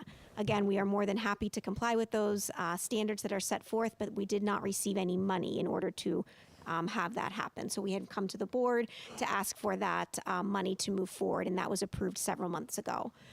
As you all know, we are moving forward next year for full-day kindergarten. All of our 7 elementary schools will have the full-day kindergarten in their schools. I am asking the board to approve $5,000 just so that I have a balance to be able to equitably equip our full-day kindergarten classrooms with materials that they may need. In kindergarten, we have a section of the day called Purposeful Play, where our students have the opportunity to interact with each other and actually get some of their standards through personal finance, wellness, things of that nature. And I want to make sure that we have equitable opportunity for each of our 7 schools across the district. So I don't want one school to end up with a kitchen to be able to, do bakery and end up having to have a cost associated with that, and then another school not have that same opportunity. One of the biggest goals coming out of my department is to make sure zip code does not translate to a Pennridge kindergartner's experience. So I'm asking for that money to be able to equitably equip our classrooms. And that total ends up with the $251,000, which is why it's such an increase. I'll pause for a moment for board questions. So just to clarify, the K through 5 steals, the $93,000. Correct. Basically is an unfunded mandate put on the district. Correct. So the state of Pennsylvania moved to this. 7% of that $251,000. That is correct. So this is used past history of improving the curriculum. That's So correct. It would be interesting to know what we've been spending over the last 5, 10 years to see what an average is, because I know it goes up and down each year based on how many new programs we have. So it's hard to make a judgment when it goes up if you're introducing a lot of new things. But it'd be interesting to know each year over year it should be judged on what we're spending historically too, and just make sure that. I would agree with that. I'll also add that the board will have a much clearer picture as to what we're going to be spending year to year, because we'll begin the curriculum review cycle next year. So within the curriculum review cycle, there will be certain areas of the curriculum that we will designate as years to spend. So we should be able to spread our spending out. What I found when I arrived was that we had been spending maybe in certain pockets, but we hadn't been planning ahead for what is going to be spent if X, Y, or Z happens. Now, that is absolutely not anything towards the state standards that are sometimes put in, and we have to respond, if that makes sense. So could you explain what you instituted for, I know we've heard it, but I just want For the curriculum review? Renewal. Yeah, absolutely. Just for everyone who's here, if you haven't had the pleasure of tuning into a curriculum committee, what we put into place through my office this year is what's called a curriculum review cycle. So in a curriculum review cycle, there's really 5 or 6 steps that we will put into place, starting in year 1, which would be like the year of awareness, where myself and my team will take a look at the best practices that are happening across the state, any new mandates. We may take a look at other high-performing districts that meet our socioeconomic status and look at certain programs that may be beneficial at Pennridge. In year 2, we would have a year of planning where we would be able to then say we want to start looking at bringing in vendors to present to us to see what the differential cost would be of staying with what we already have as compared to moving into a new program, and what the cost risk analysis would be for the district. By year 3, we would then decide on a program and ask the board either at the very end of year 2 or beginning of year 3, usually around the October-November timeframe, to recommend approval of certain programs that we want to move forward. By doing a cycle of this, we're proactively planning when we will touch each curriculum area so that we don't just come one year and say we need 8 things in reading, 4 things in science, 5 things in math, and 2 things for FCS. We'll be able to show where we proactively touch each area over the next 6 years. Then we'll start the cycle over again. And then obviously after that, once the board has approved, we will go into a year of writing, a year of development, and then 2 years of monitoring. So we can make sure that the test results and the actionable outcomes from students are matching the investment that we put forth. So we'll start for the 2026 school year next year. Just to add on to that, I think there were places in the curriculum in the past where we let go for a really long time, and that's obviously not what we're going to be doing here. Right. So some of the areas we haven't necessarily been reviewed to the depth that I would like to look at them in over a decade, if not more. So there's some places where we have to look at some things at this point. Thank you. Of course. Can I ask? Of course. The 147 for the RELA, with that being decommissioned, is that more of like the entry cost, and we will see that reduced next year? Yeah, that is correct. So that is all of the consumables, all of the teachers' manuals, everything. I believe the presentation that we presented, Collaborative Classroom on, was back in November. So just for the community, if you do want to go back, you'll be able to see broken down in that presentation where we'll have a year 1 cost, year 2, year 3. And so we would have to replace the consumables, but not necessarily every piece of the materials. Thank you. No problem. Other questions? Oh, sorry. Oh, did you have more? I do have a little bit more. Oh, sorry. Okay, I'm going to spend a little more money, but I'm going to tell you why. Okay, so here we go. So the next piece of this is our budget. This is the curriculum. So as Mr. Wurz pointed out, program improvement is planning ahead. What do we see coming up? Curriculum is what we have in place, okay? I want to share again that the percentage of increase, about 9%, and $55,000. When I go through the slides with you, this is sort of a checkerboarding of where I've saved and where I've increased a little. You'll also see opportunities where I have asked to move funding from other people's budgets. I'm sure you'll hear Dr. Palmer talk about that. His budget went way down because I took it all. And we'll talk a little bit about that in just a few moments. But there's an opportunity here for us to really centralize some of our funding. One of the biggest examples you'll see that in just a few moments is in professional development. Previously, the professional development across the district was housed in a lot of different budgets. Travel could be in a building budget. I could own some of it.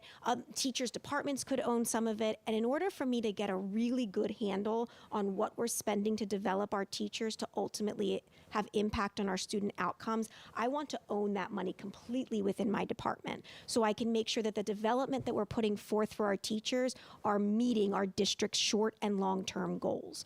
So I am all for having teachers go out and have a chance to see new and innovative practices, but I want to be able to have a return on investment on that they're matching the goals we're setting as a district. So you're going to see that in my presentation. So this is sort of the chart that you can see here. So anything obviously with the parentheses is a reduction in cost. So for example, we did not plan for a kindergarten carnival next year. That does not mean that we won't plan an engaging event to welcome our new kindergarten students, but I don't think that we needed $6,000 worth of a kindergarten carnival. I think we need an opportunity to have parents and students feel welcomed into their new school, and we can do that at a much lower cost.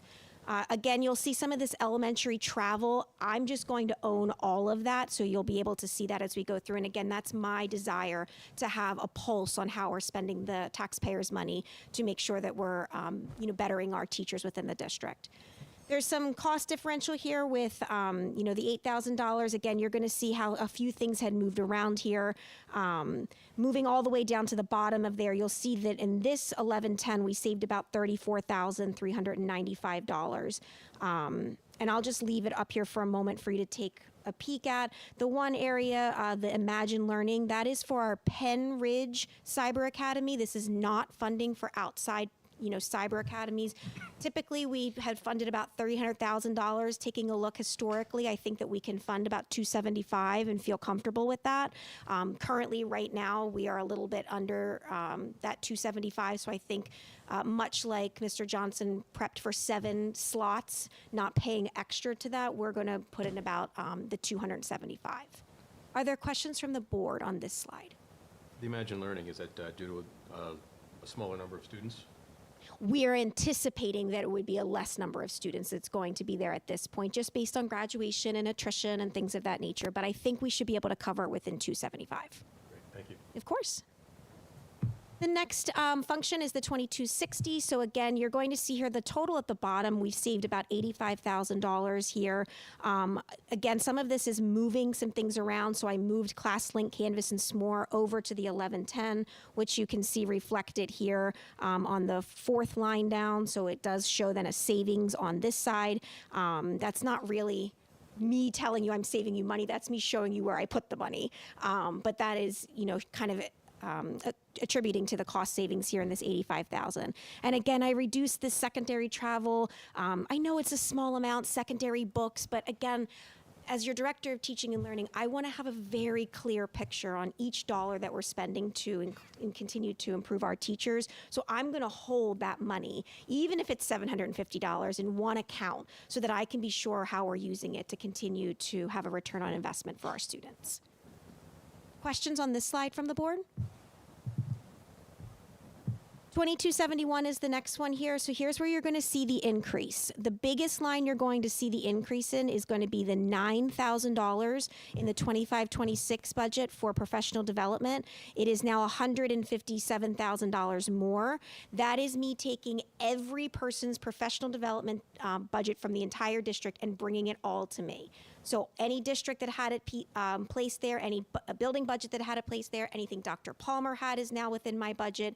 And it also reflects the 2 consultants that we're bringing on next year that meet our short and long-term goals, which are Dr. Tracy Severins and Dr. Jenna Rufo, which were approved at the last board meeting. So as taxpayers, I think it's important that you know why I'm holding this money, so that you can be sure that I'm working to be able to make sure that professional development we engage our teachers in are here to make sure that we're continuing to look at innovative practices to improve student achievement.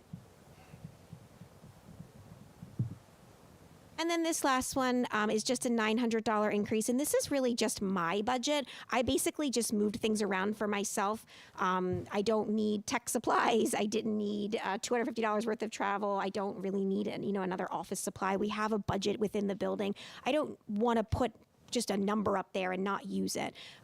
So the only thing that you'll see kind of moved around here is $900, and it's mostly just so that I can make sure that if there are opportunities out there for me to see other innovative programs, if there's an opportunity to go see how pathways are being used at another school, that I am able to go out and do that and bring the information back here to lead my department. And that is the total budget. So you'll see the percentage of increase from last year to this year. I'll take any other questions you may have. What's just the difference between the travel and the director travel? Let me go back. There is no difference. So in the past, there was $2,000 for director travel and then $250 for travel. I couldn't find a difference, Ms. Sherino, so I just put everything into one budget under director travel. And that's just in case I need to go somewhere to be able to bring that back. And it was the increase, okay. 500 for the director increase of 500 to 2, right? Is that right? Right. Okay. That's exactly right. All right. Thank you for your time. Thank you. Thank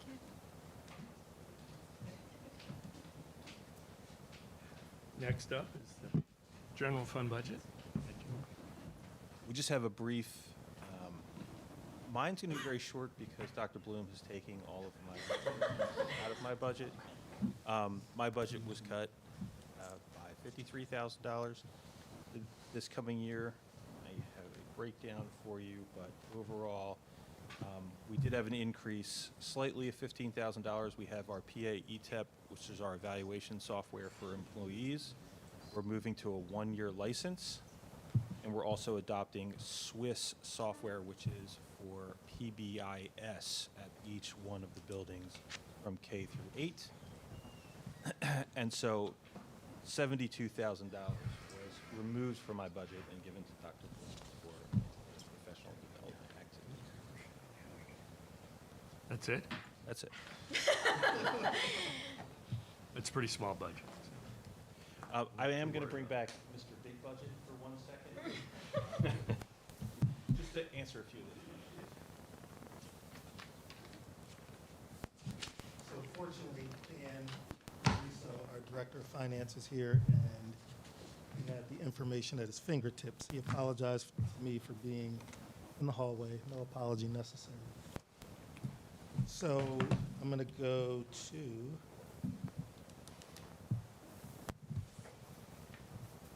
this slide. So if you look at the 1200 series, which again is always our largest budget item because it, when I first explained, it contains everything related to special ed. So in the 24-25 school year, if you look at that in the 1200 series, and you look at the 23-24 school year, you'll see a very, very slight dip. And if you go to 24-25 and you look at the 2400 series, you'll see $718,000 where it was $22,000.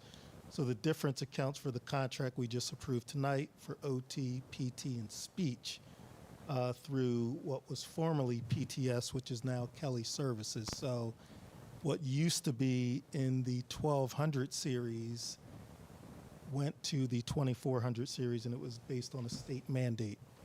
So again, you're not going to see dollar for dollar that $600,000-$700,000 difference, but you will see a slight dip from 23-24 to 24-25 in the 1200 series. So again, it used to live in the 1200 series, and then we were required to put it in the 2400 series. And again, that's PTS.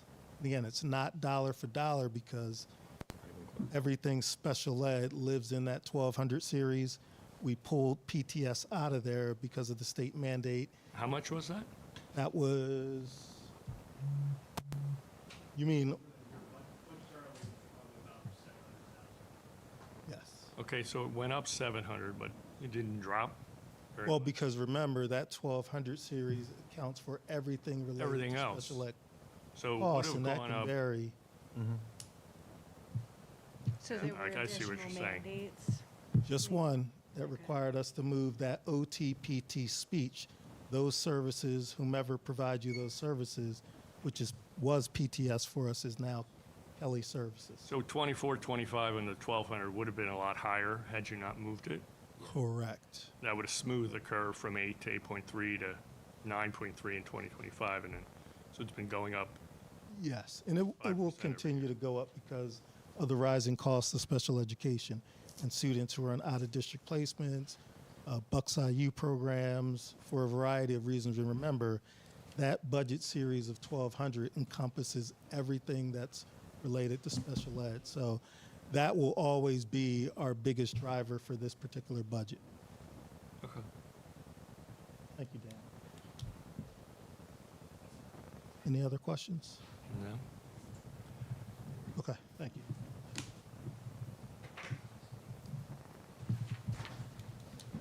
That is it, but I did want to try to answer some of the questions that were posed before. Obviously, raising taxes is not something we ever want to do. Oh, there is? Yes. Oh, you're going to do the, The general fund. okay, sorry. I thought I just said that. General, okay. Yeah, we're going to go over, so I'll wait till the end to address those other questions.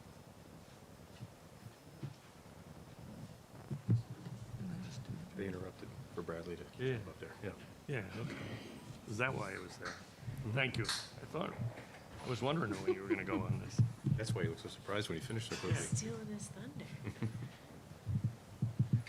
Now you can take it. Now I can take it. I didn't want to skip that, obviously. Okay. All right, folks, so tonight we'll take our second look at the 26-27 budget.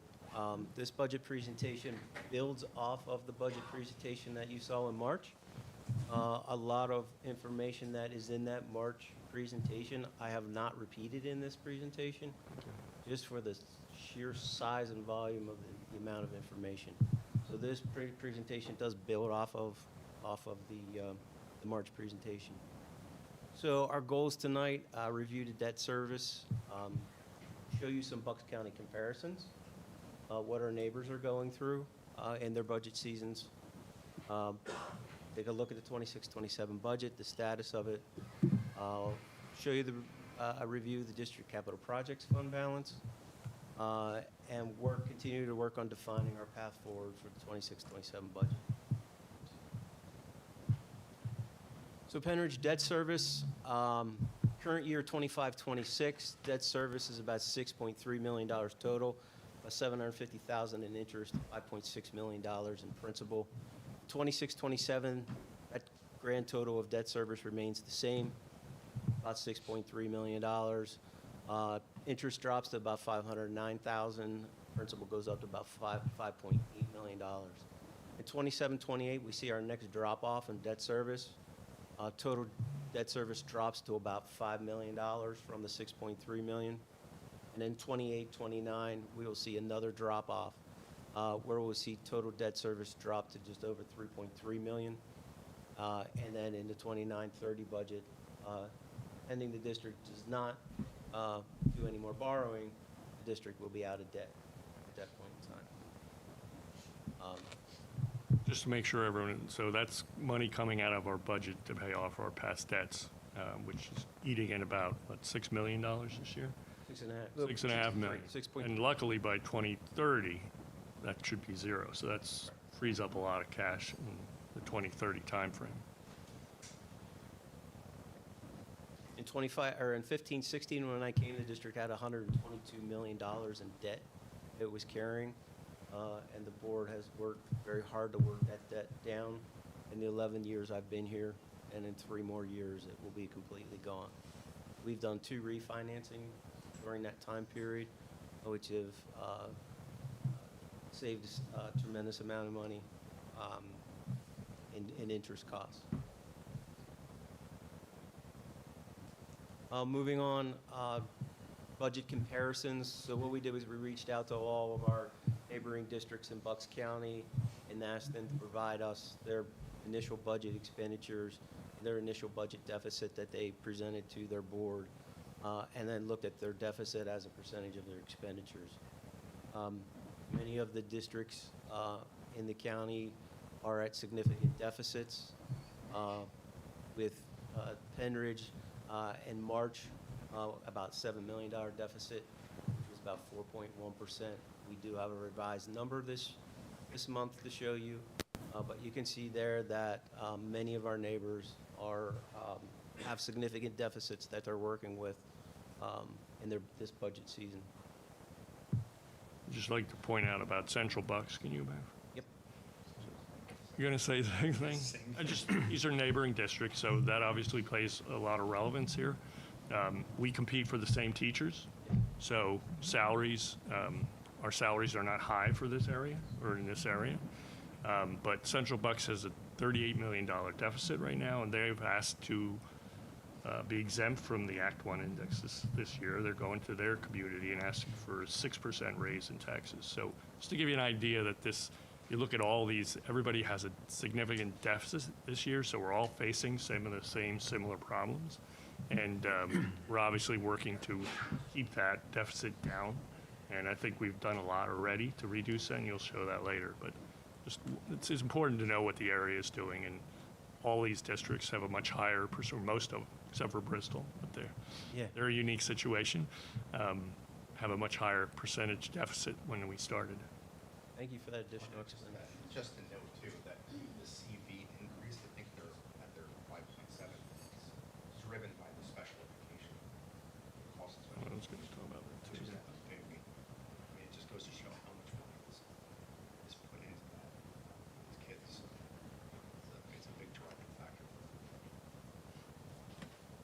Their budget expenditure's almost, it's a little over double though, so.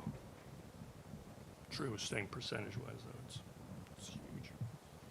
I'd be curious to see more granular of the special education cost per district in this kind of vein as well, if you know that at all, just looking more at how much the general cost is driven by special education costs.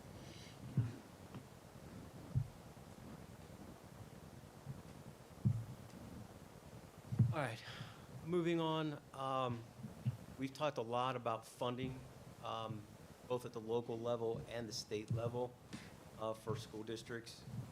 Over the last 2 years, we've talked a lot about how our local revenues, the increases in those revenues have dried up. But also, want to show you the last 2 years of state funding in Bucks County.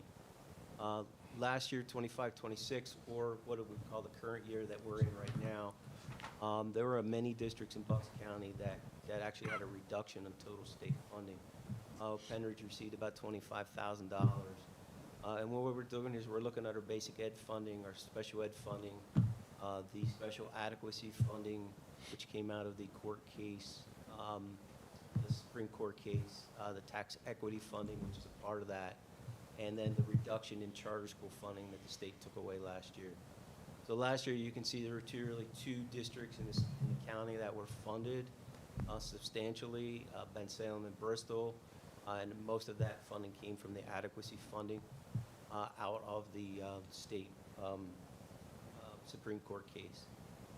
If you look at 26-27, the numbers are a little better, but certainly not where they need to be from the state. Again, Ben Salem and Bristol are being funded, at amounts of over $2 million each, and the rest of the districts are seeing very small increases.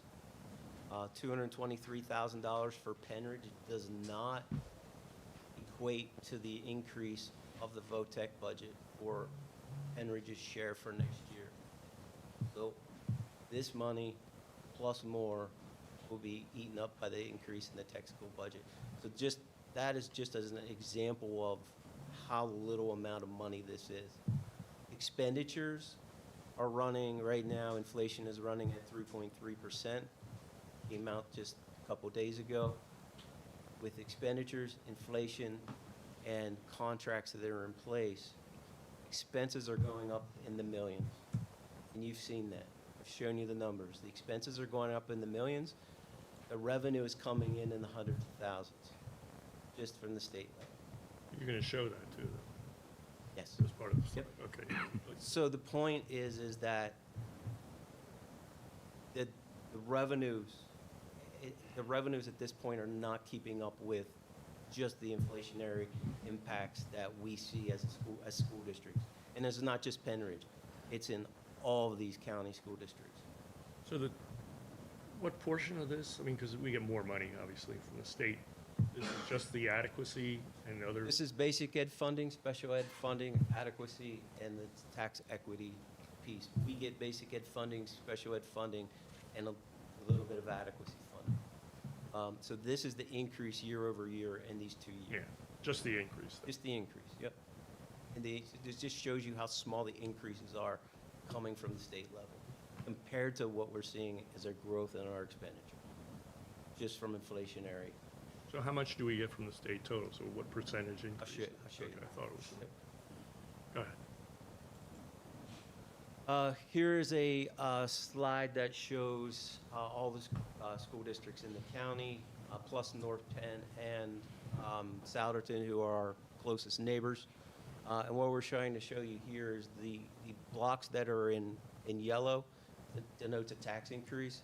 So over the last 11 years, you can see all the tax increases for all the districts within Bucks County. And the reason I show this is to try to show you, as a board and as a community, that if you look at Pennridge School District, our tax rate's 140 mils. There are only 2 other school districts of the total of 13 school districts in the Bucks County that have a lower tax rate than Pennridge does. And they're New Hope and Palisades. They both tax at about 120 mils. We're third at 140 mils. So this is the Act 1 index. Just showing you, again, you've seen this before, what the Act 1 index will allow based on our current assessed value. It would generate about $3.2 million additional revenue, and the Act 1 index is 3.5% this year, and that changes each year. So changes from the March 9th budget and revenues, we had two changes. They're both reductions. Reduction in Social Security revenue, reduction in state share retirement contributions. These are reducing because we reduced expenditures in both of those areas.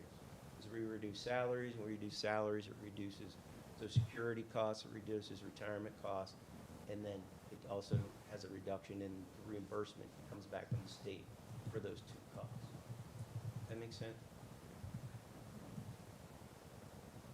Additional changes since our March 9th budget. We've reduced salaries by $449,000.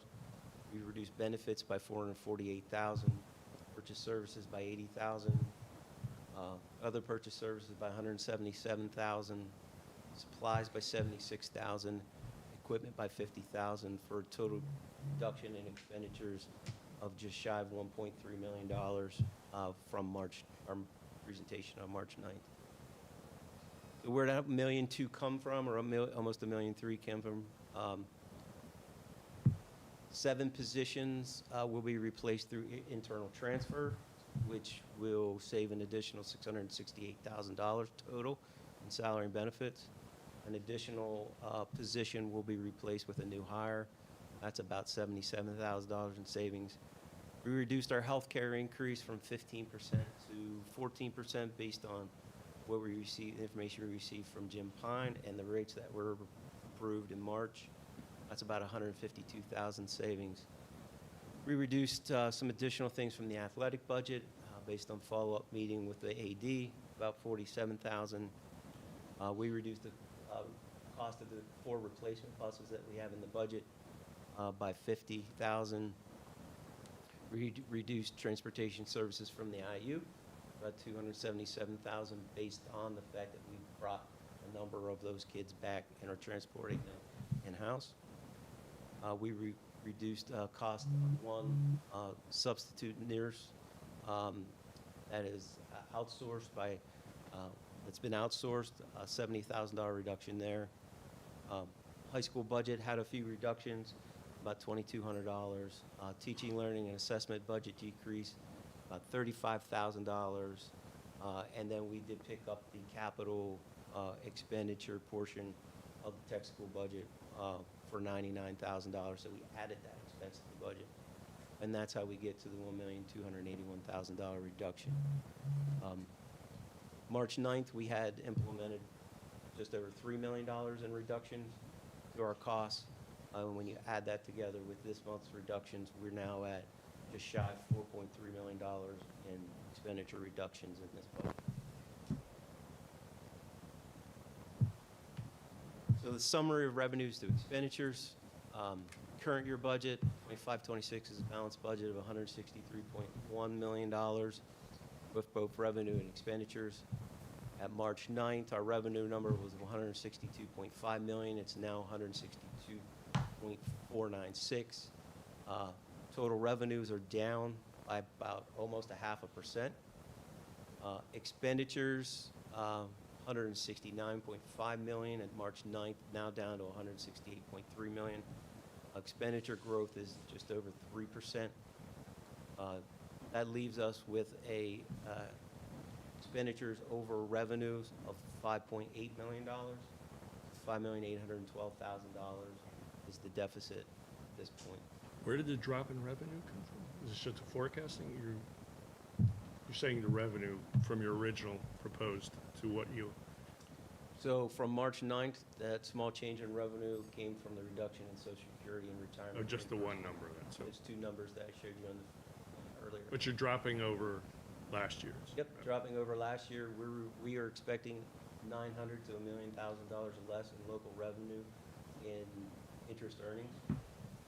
So it has to do with lower interest rates? Yes. How about individual tax, the property taxes and that? Property taxes, we have built in additional assessed value over the current year, which has about $300,000 in additional real estate value. So overall, added together, our local revenues will be less than the current year budget. Historically, that's changed though, right? Historically, that is a huge change. We've had years of tremendous growth in real estate tax assessment, tremendous growth in earned income tax. Is that in this? Was that in a prior, it's not in here? Right. Right. And we've seen tremendous growth in the interest earnings. That has changed. Interest rates are down. We're down over a whole percentage point from previous interest rates. And we will see a reduction of nearly $1 million in local revenue from interest earnings. So it's a big impact. It was great when interest rates were going up, but interest rates are now coming down, and you feel the opposite impact of that. Local revenues, total this year, $120 million. That is now $119.5 million. State revenues this year, $41 million. Is now $40.8 million. Federal revenues, the same, about $2 million.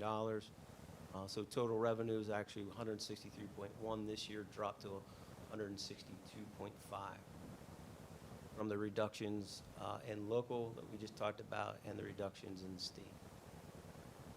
So the state revenues, we did show you earlier the increases in the state revenue of basic ed, special ed, and so forth. Those are in this number, but they're also offset by a reduction in reimbursements from the state for the retirement, because the retirement rate dropped, and so the retirement reimbursements dropped. So overall, we're actually down just a little bit in total state revenue. I think it's important to note that because our revenue's staying flat, but we had a contract approved 3 years ago. Yeah. And those have 3.5%, 3% increases baked into it. That was a contract approved by the prior board. I supported it too. I was on the board then. And I think it was needed because we were not competitive. But those costs continue to go up. Unfortunately, our revenues are not matching that. In the past, they did go up significantly over time. And now we're stuck in a situation where, due to the interest rates and not as much development, we don't see those. And you could point in the past and see years ago when major developments came through, like the retirement community on 313. It was a huge boost. It was probably $600,000 in taxes a year where we got those things. We're looking for new development and encourage it, but we're not seeing the same growth, and that has a big impact on what we're doing. So just want to point that out. Thank you, Mr. Wood. So looking at some detail on the expenditure side, salaries, current year 73.2 million or $73.3 million. They will go to 75.3 million, just over a $2 million increase in salaries. Employee benefits, just over $1 million increase in employee benefits.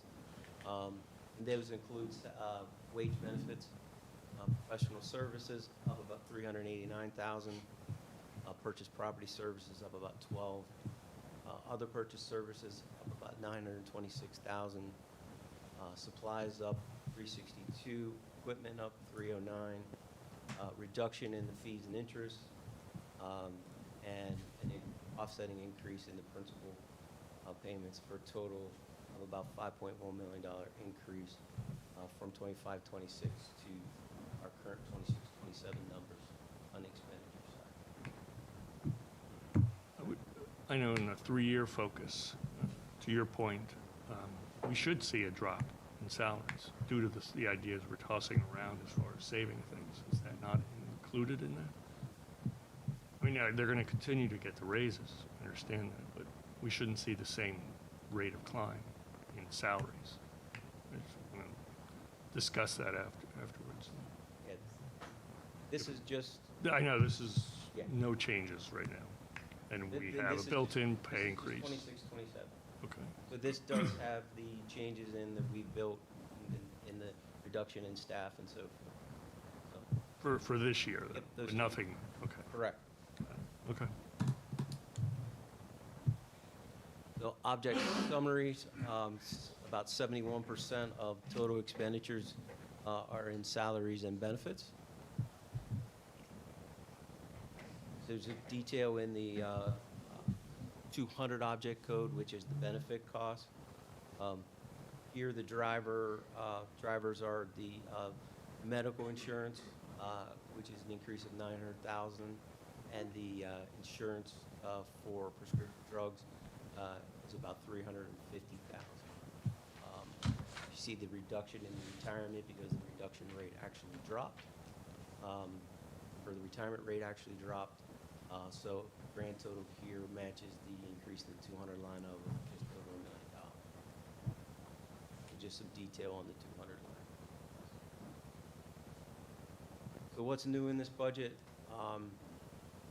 Our full-day kindergarten expansion implemented now for every student in all buildings. There is a potential cost of about $567,000 here, and I say potential because we are still working on staffing, and it really depends on how many kids we get. So we are optimistic that we won't need all this for full-day kindergarten, but it is there, and we will be ready depending on how many kids that do come. There is no requirement or no date in which kids have to register. They can walk in the day before school starts, or the day school does start, register for kindergarten, and we will take them and we will put them in kindergarten. Be happy to have them.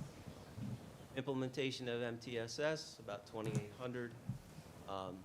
Cursive writing mandate that was in the state budget last year will cost about just shy of $10,000. The collaborative classroom that Dr. Broom talked about a little bit ago, $147,000. The mystery science packs, $93,000. The new AP comparative government textbooks, about $6,000. And then the continued increase in the EDR pay agreement, another $34,000 there, for a total of about $860,000 of new items in the budget.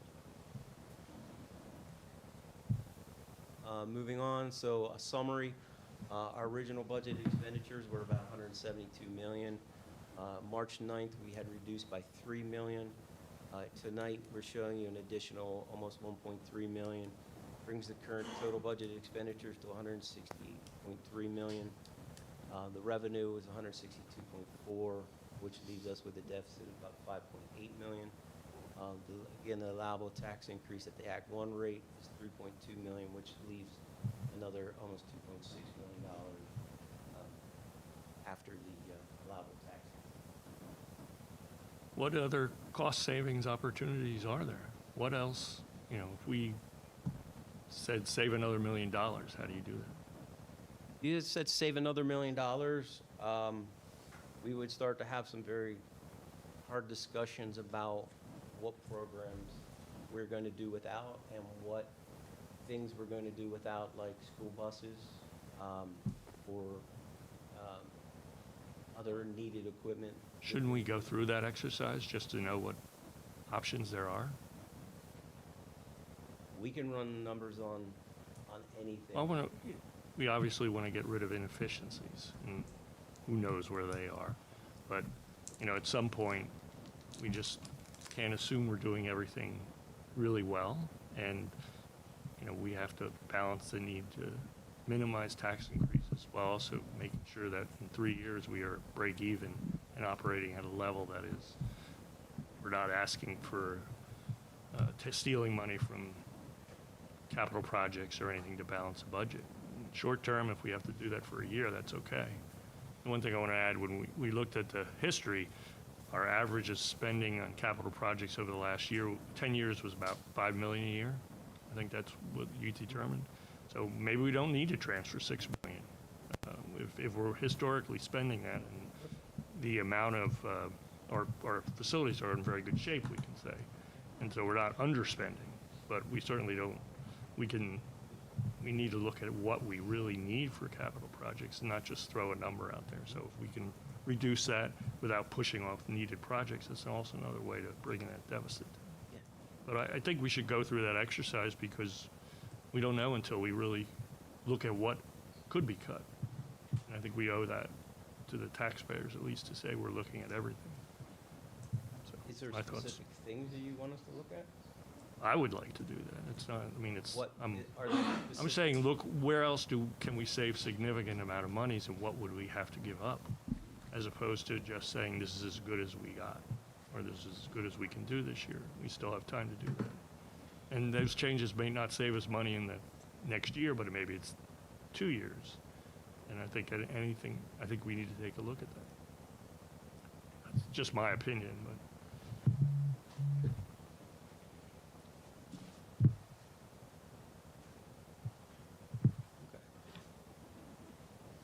So again, real estate tax collection, tax calculation at our collection rate of 97 and a quarter. These are just examples of what certain tax percentage changes would garner, and then how much that impacts the median assessed value of each home.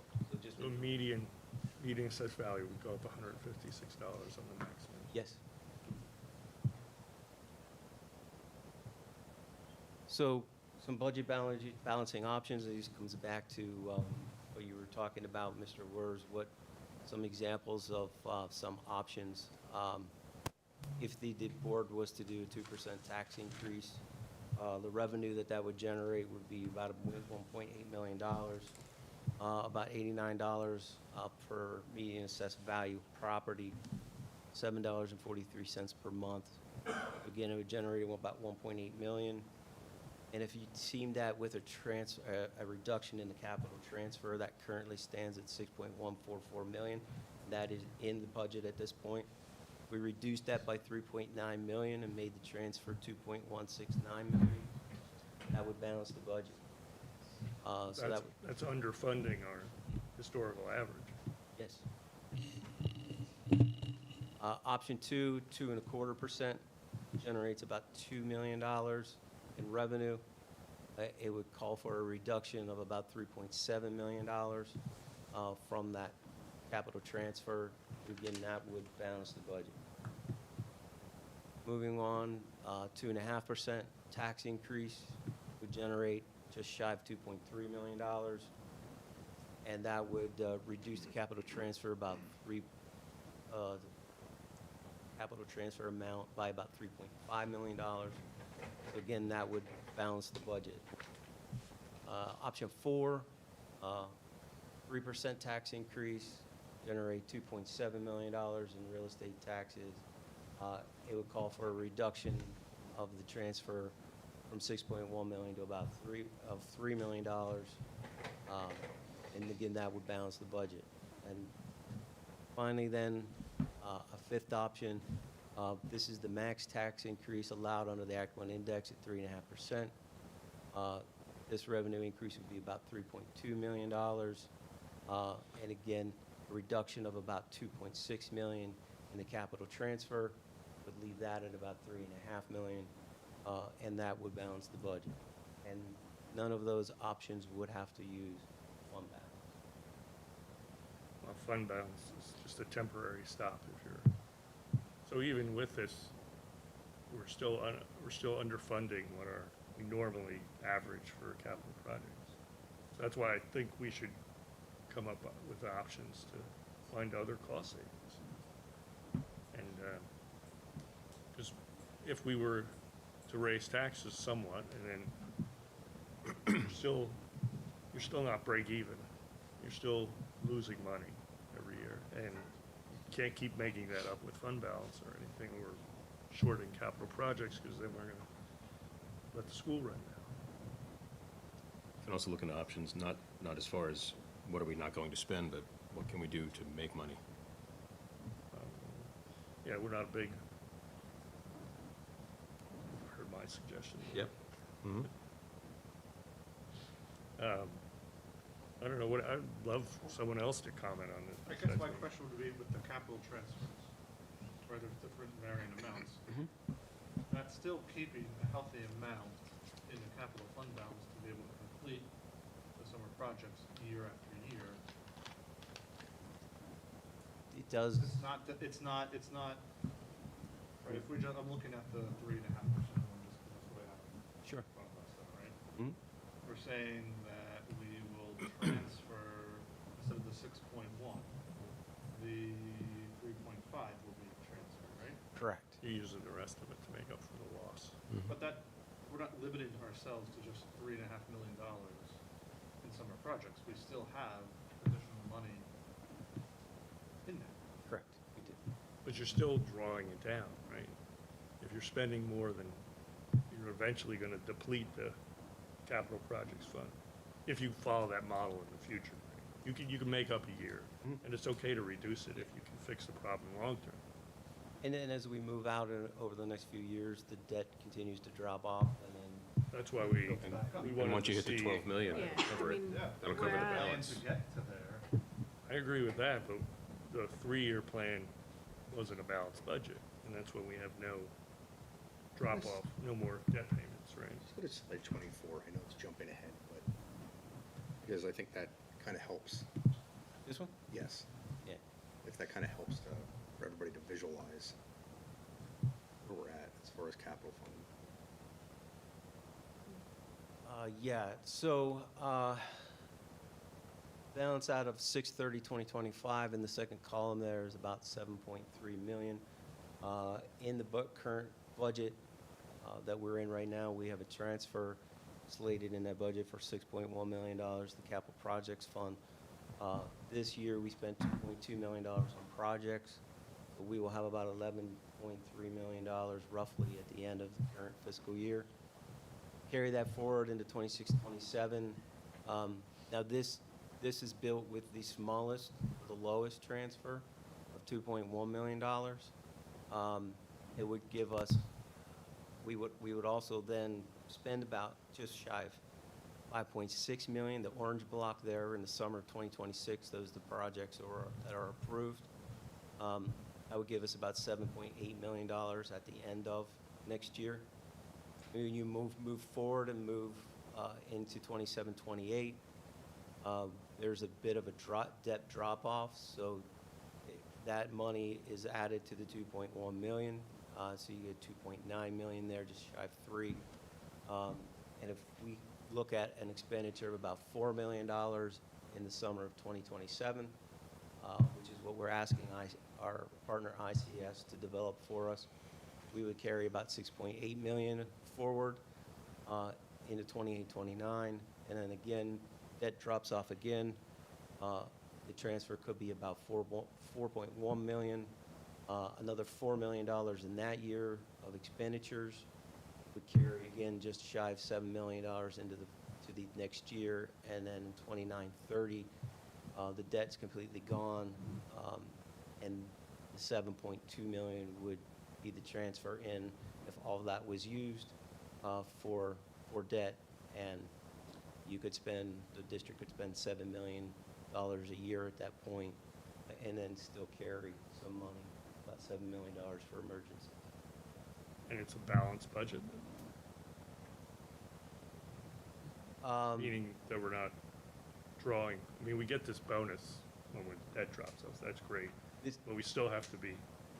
This is not drawing that down any further. Either, any of the reserves. I guess that's what we want to see is when we're out of the debt thing, we want to be break even. So we're not siphoning off. We being able to fund what we need for capital projects, which may be more than 5 million, obviously, because costs are going up. But is that part of the I know you had the 3-year projections on there. Yeah, I had 3-year projections on that. Because that still shows a loss after 3 years.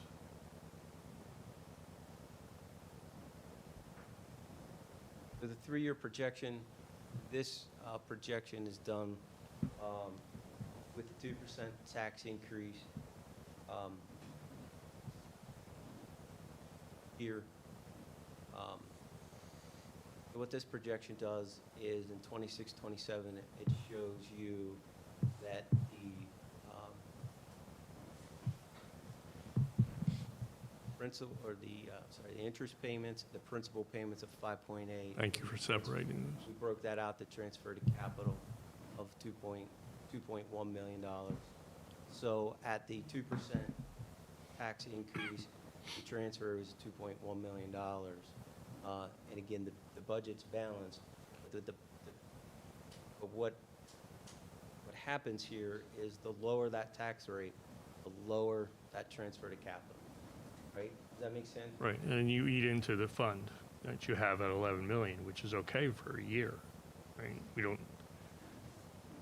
You're gonna still spend money in excess of what you're transferring, right?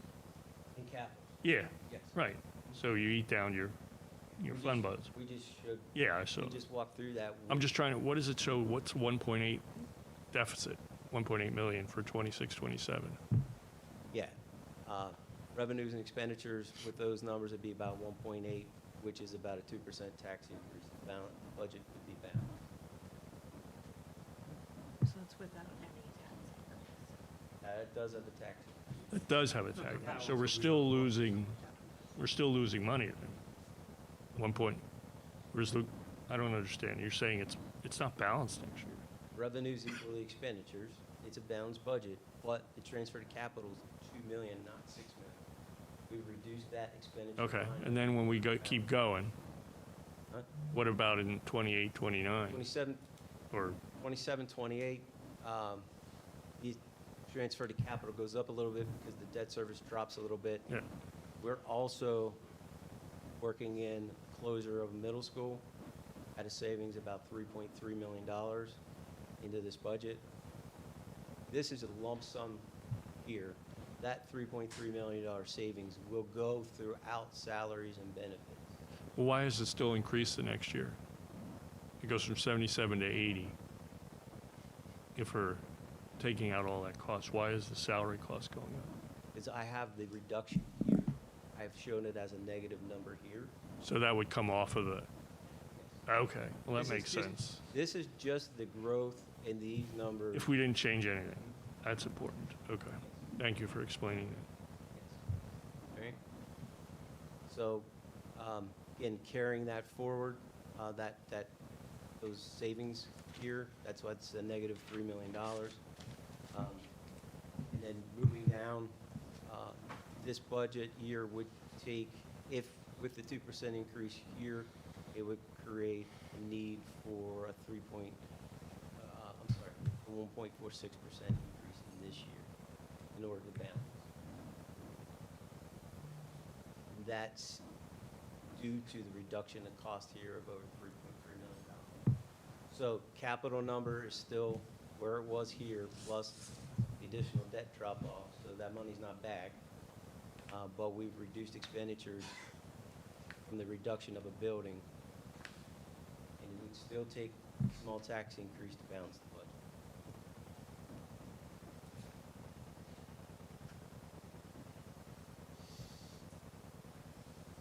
But that means raising taxes every year. That's why I think we need to look at something else.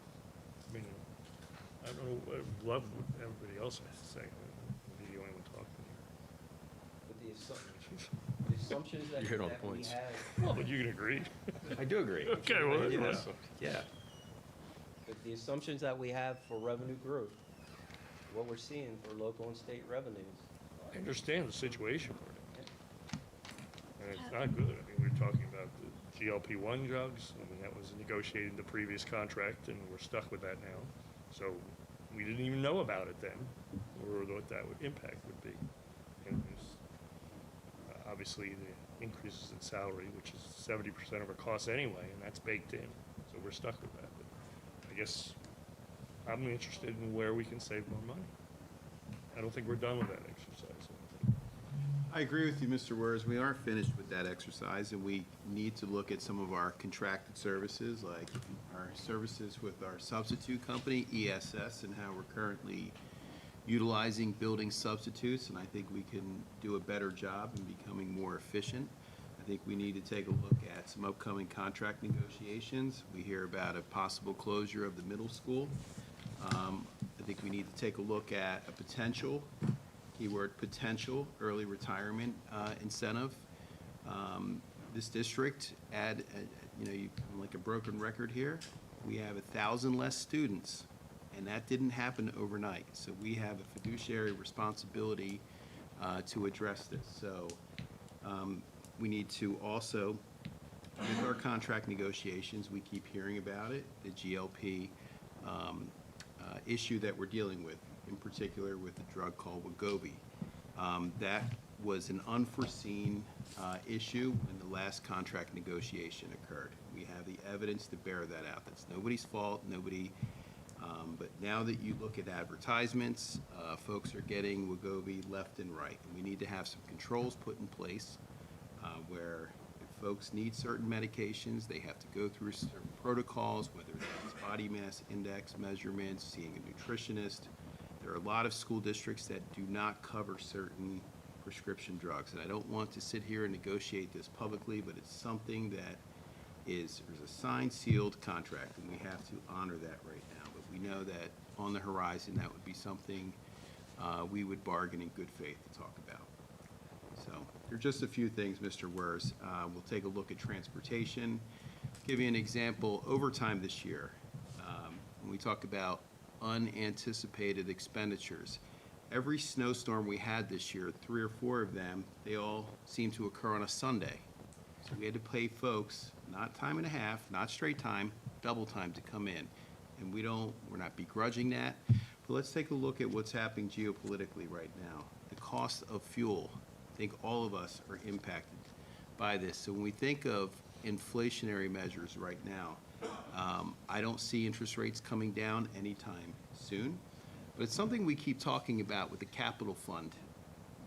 If the district needs to build, create something, renovate in the future, if interest rates are attractive, we can borrow money. We can float a bond.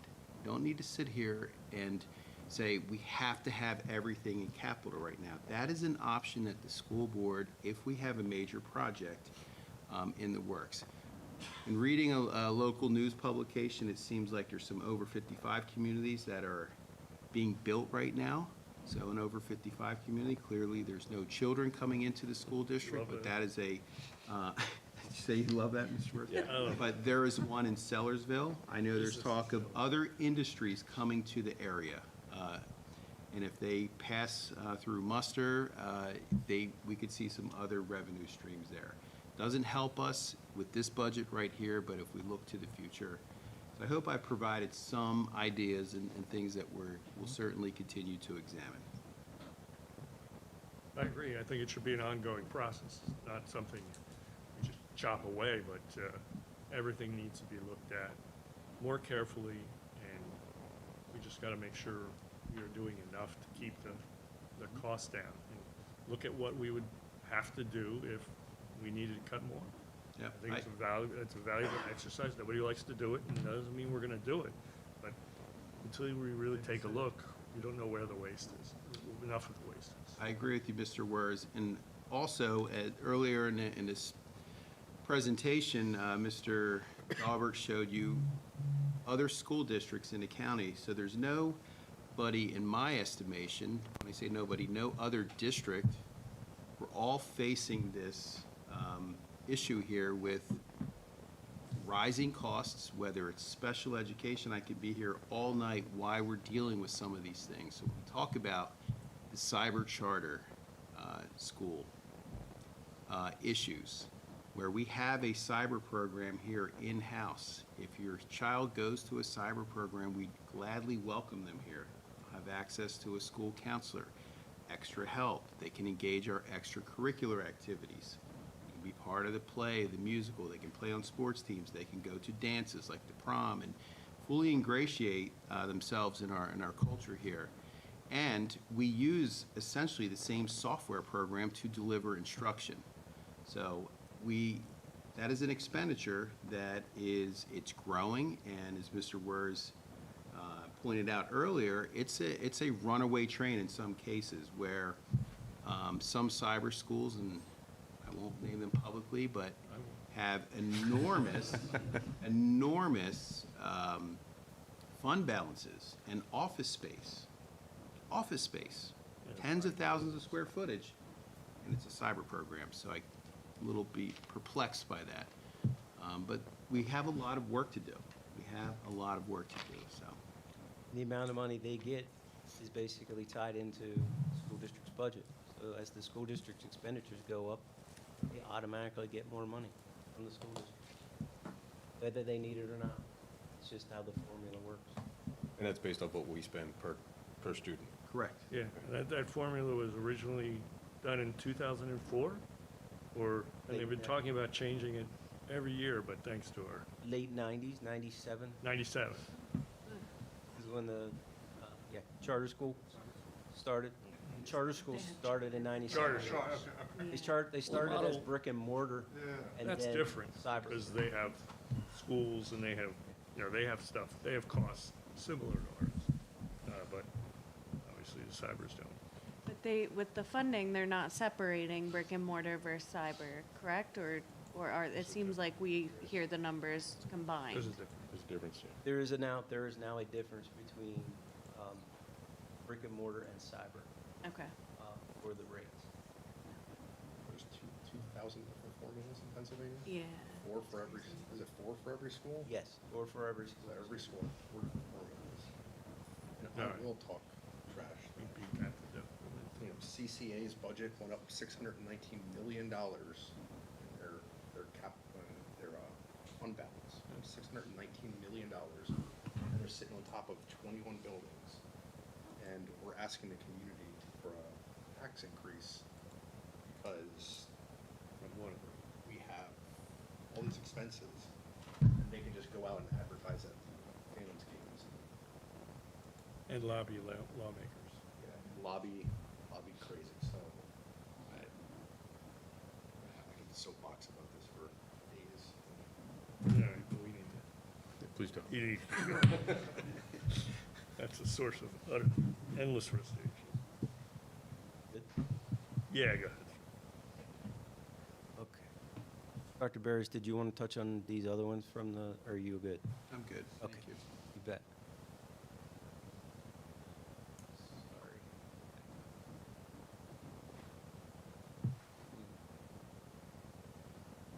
So fund balance, just touching on what Mr. Sawyer talked about tonight. Fund balances at the end of fiscal year 2025, so the end of last year. Non-spendable fund balance, 700,000. The future rate, retirement rate increase is now 2.7. The unassigned dropped from 12.5 to 10. So total general fund balance about 13.4, and then the capital projects fund balance is 7.3. These are the numbers that he went over with you tonight. And then the budget timeline moving forward. We will know our property tax allocations here in the next few weeks. We have another finance meeting on May 5th. The first budget adoption meeting will be May 11th. As you know, the board has to vote on the budget twice, once in May, and then again 30 days later in June. So that will come June 15th, after the June 8th finance meeting. We also have to advertise the budget and make it available for public inspection during that time. Things that we're still looking at, staffing, as we talked about a little bit earlier. Dr. Palmer, just the amount of staff needed for full-day kindergarten is still up in the air based on the how many students we get. Property and general liability insurance, we are still working with our brokers on those numbers. We have estimates in world events, things that are happening that will impact electricity, natural gas, gasoline, diesel, and heating oil. We buy 155,000 gallons of diesel fuel in a year. we buy 25,000 gallons of gasoline in a year, and we buy 50,000 gallons of heating oil.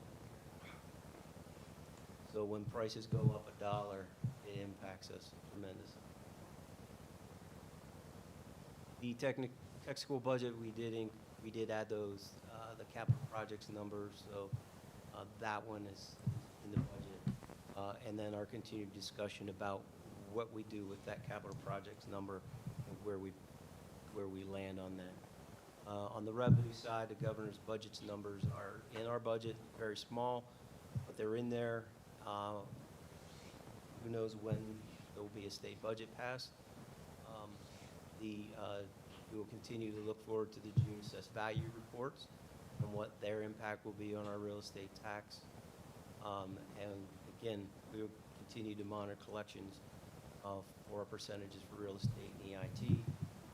EIT, where we used to run high 4s, 5, 6%. The last 2 years, we've run about 1.8% collections of EIT. Right now, we're around that 1.8%. So it's earned income tax. I've heard some community discussions around Sterling Act reform. Have you heard any possibilities of bringing more earned income tax back through that? It's talked about every year, but it never seems to get enough sea legs to get through, the channels in Harrisburg to get passed. And basically what that does is usually when you have earned income tax, you pay earned income tax as a taxpayer. It goes back to where you live.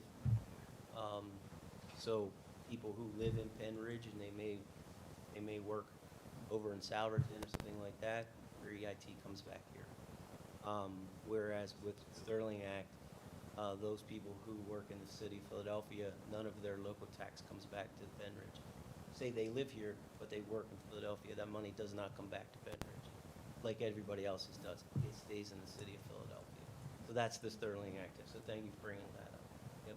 Well, they're trying to change that, but There's usually talk every year about trying to get that, but yeah, it just doesn't seem to make it.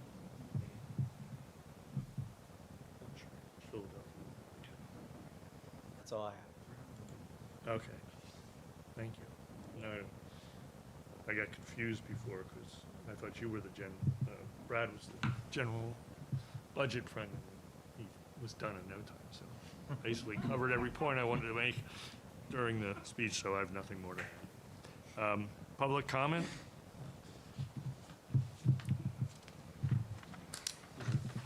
Marion?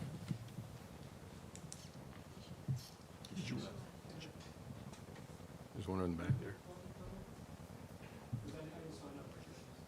I'll let you go. No long as there's not 50 of you.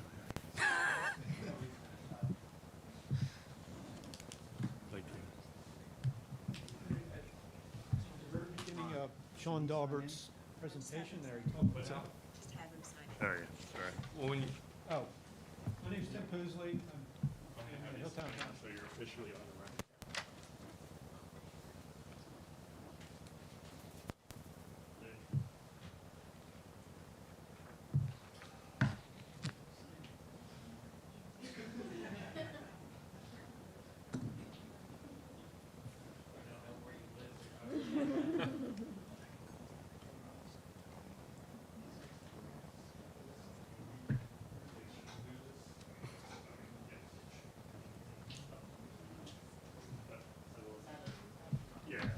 Anyways, Tim Poosley, Hilltown Township. At the beginning of Sean Daubert's presentation, he had said about bringing the debt down. He's been here 11 years, and it was 153 million that the debt was, and it's down to what now? By 2030, it's going to be even. Yes. So we always said that for 8 years, we never raised taxes, but yet we were still be able to bring that debt down and basically balance the budget. So how can we not do that? And why did everybody else say, well, it was the previous boards that were in this position? But it's not. It's not. We're in a pretty good shape, really, if you think about it. Like Mr. Berrio said, there's now starting to be a lot more developments coming online. Moyer Track just started. There's going to be a house up there in probably 2 months. And there's going to be, how many homes in there? There's going to be like 68 homes in there. We got the development there off of Old Bethlehem Pike where there's at least 158 homes being built. Plus, like you said, the 55-plus community. And people aren't, I had 5 kids. I only have 5 grandkids. So that these kids are not having children anymore. You're going to have less and less children, I think. It's just a fact. I truly don't think you need to raise taxes. Maybe some, maybe you do, but I don't think you have to. You got to look forward. Like you said, you're talking about maybe closing a middle school. Maybe that school can be sold, or maybe it can be opened up to another tech school. Use it as a school somehow. There should be out here people thinking about ways to utilize what we have. There's ways to do it. I own my business for 40 years. I had to make it work. I paid my own health insurance for 40 years, sometimes $1,500 a month. Ways to save money. Yeah, you sign contracts, but maybe that needs to change. Maybe they need to contribute $100 a month. Look at the amount of money that would bring in. Yeah, they're going to push back, but hey, I don't have unemployment. I don't have workman's comp. I got hurt for a year. I was out of work for a year. Not a dime came in. So there's ways, to figure this out. There's people out there that suffer, but you find a way. I find a way to do it. I find a way to come out of it. And I just think and looking at that budget and those numbers, I don't know that there's more than 1% of the people that can understand all those numbers in there. You look at those numbers and you see instruction, one line it's 99 million, 3 lines down it's 96 million. And somebody says here, well, they trust everybody. I don't trust anybody. I just looked at my taxes. We had our taxes done. It cost me $900 to get the taxes done by a firm we've used forever, and found a $3,000 mistake on it. And the next day later, today I just found another $300 mistake. Bob?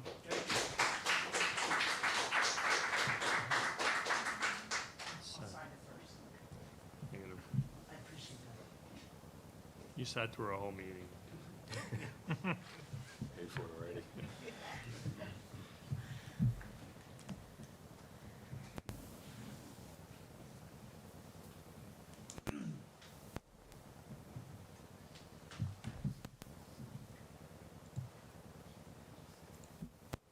Bob Sellers, East Rock Hill. First of all, I just appreciate this discussion that you're having. And I really think the question of raising taxes, I think the question should be from the board. You have the oversight. As Tim mentioned, a lot of us don't know all these individual numbers. But frankly, the board, you have the oversight. So you should be asking the questions, and you do. But the question really should be, what are we, 5 million that we have to make up, 5 million and change? First question the board should ask Dr. Barrios with the administrators is come back to us with $5 million plus of priority cuts. What I saw on these proposals, every single proposal started with a tax increase. So if you do this small tax increase, we're only in the hole by this. There was no proposal that said, for us to have a balanced budget, these are the priorities that Dr. Barrios and the administration is going to provide the board of directors. And you alluded to that, Ron. You had said, I'd like to, I think, paraphrasing, well, it would be helpful to know how we can work. Sometimes you do. You have to roll up your sleeves because the residents voted you in. You ran for school board.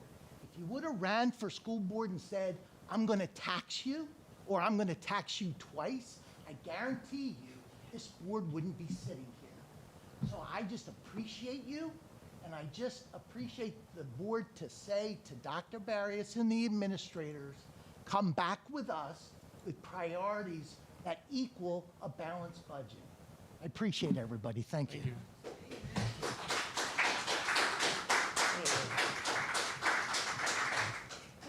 Thank you for coming tonight. The next Finance Committee meeting is scheduled for May 5th, 2026.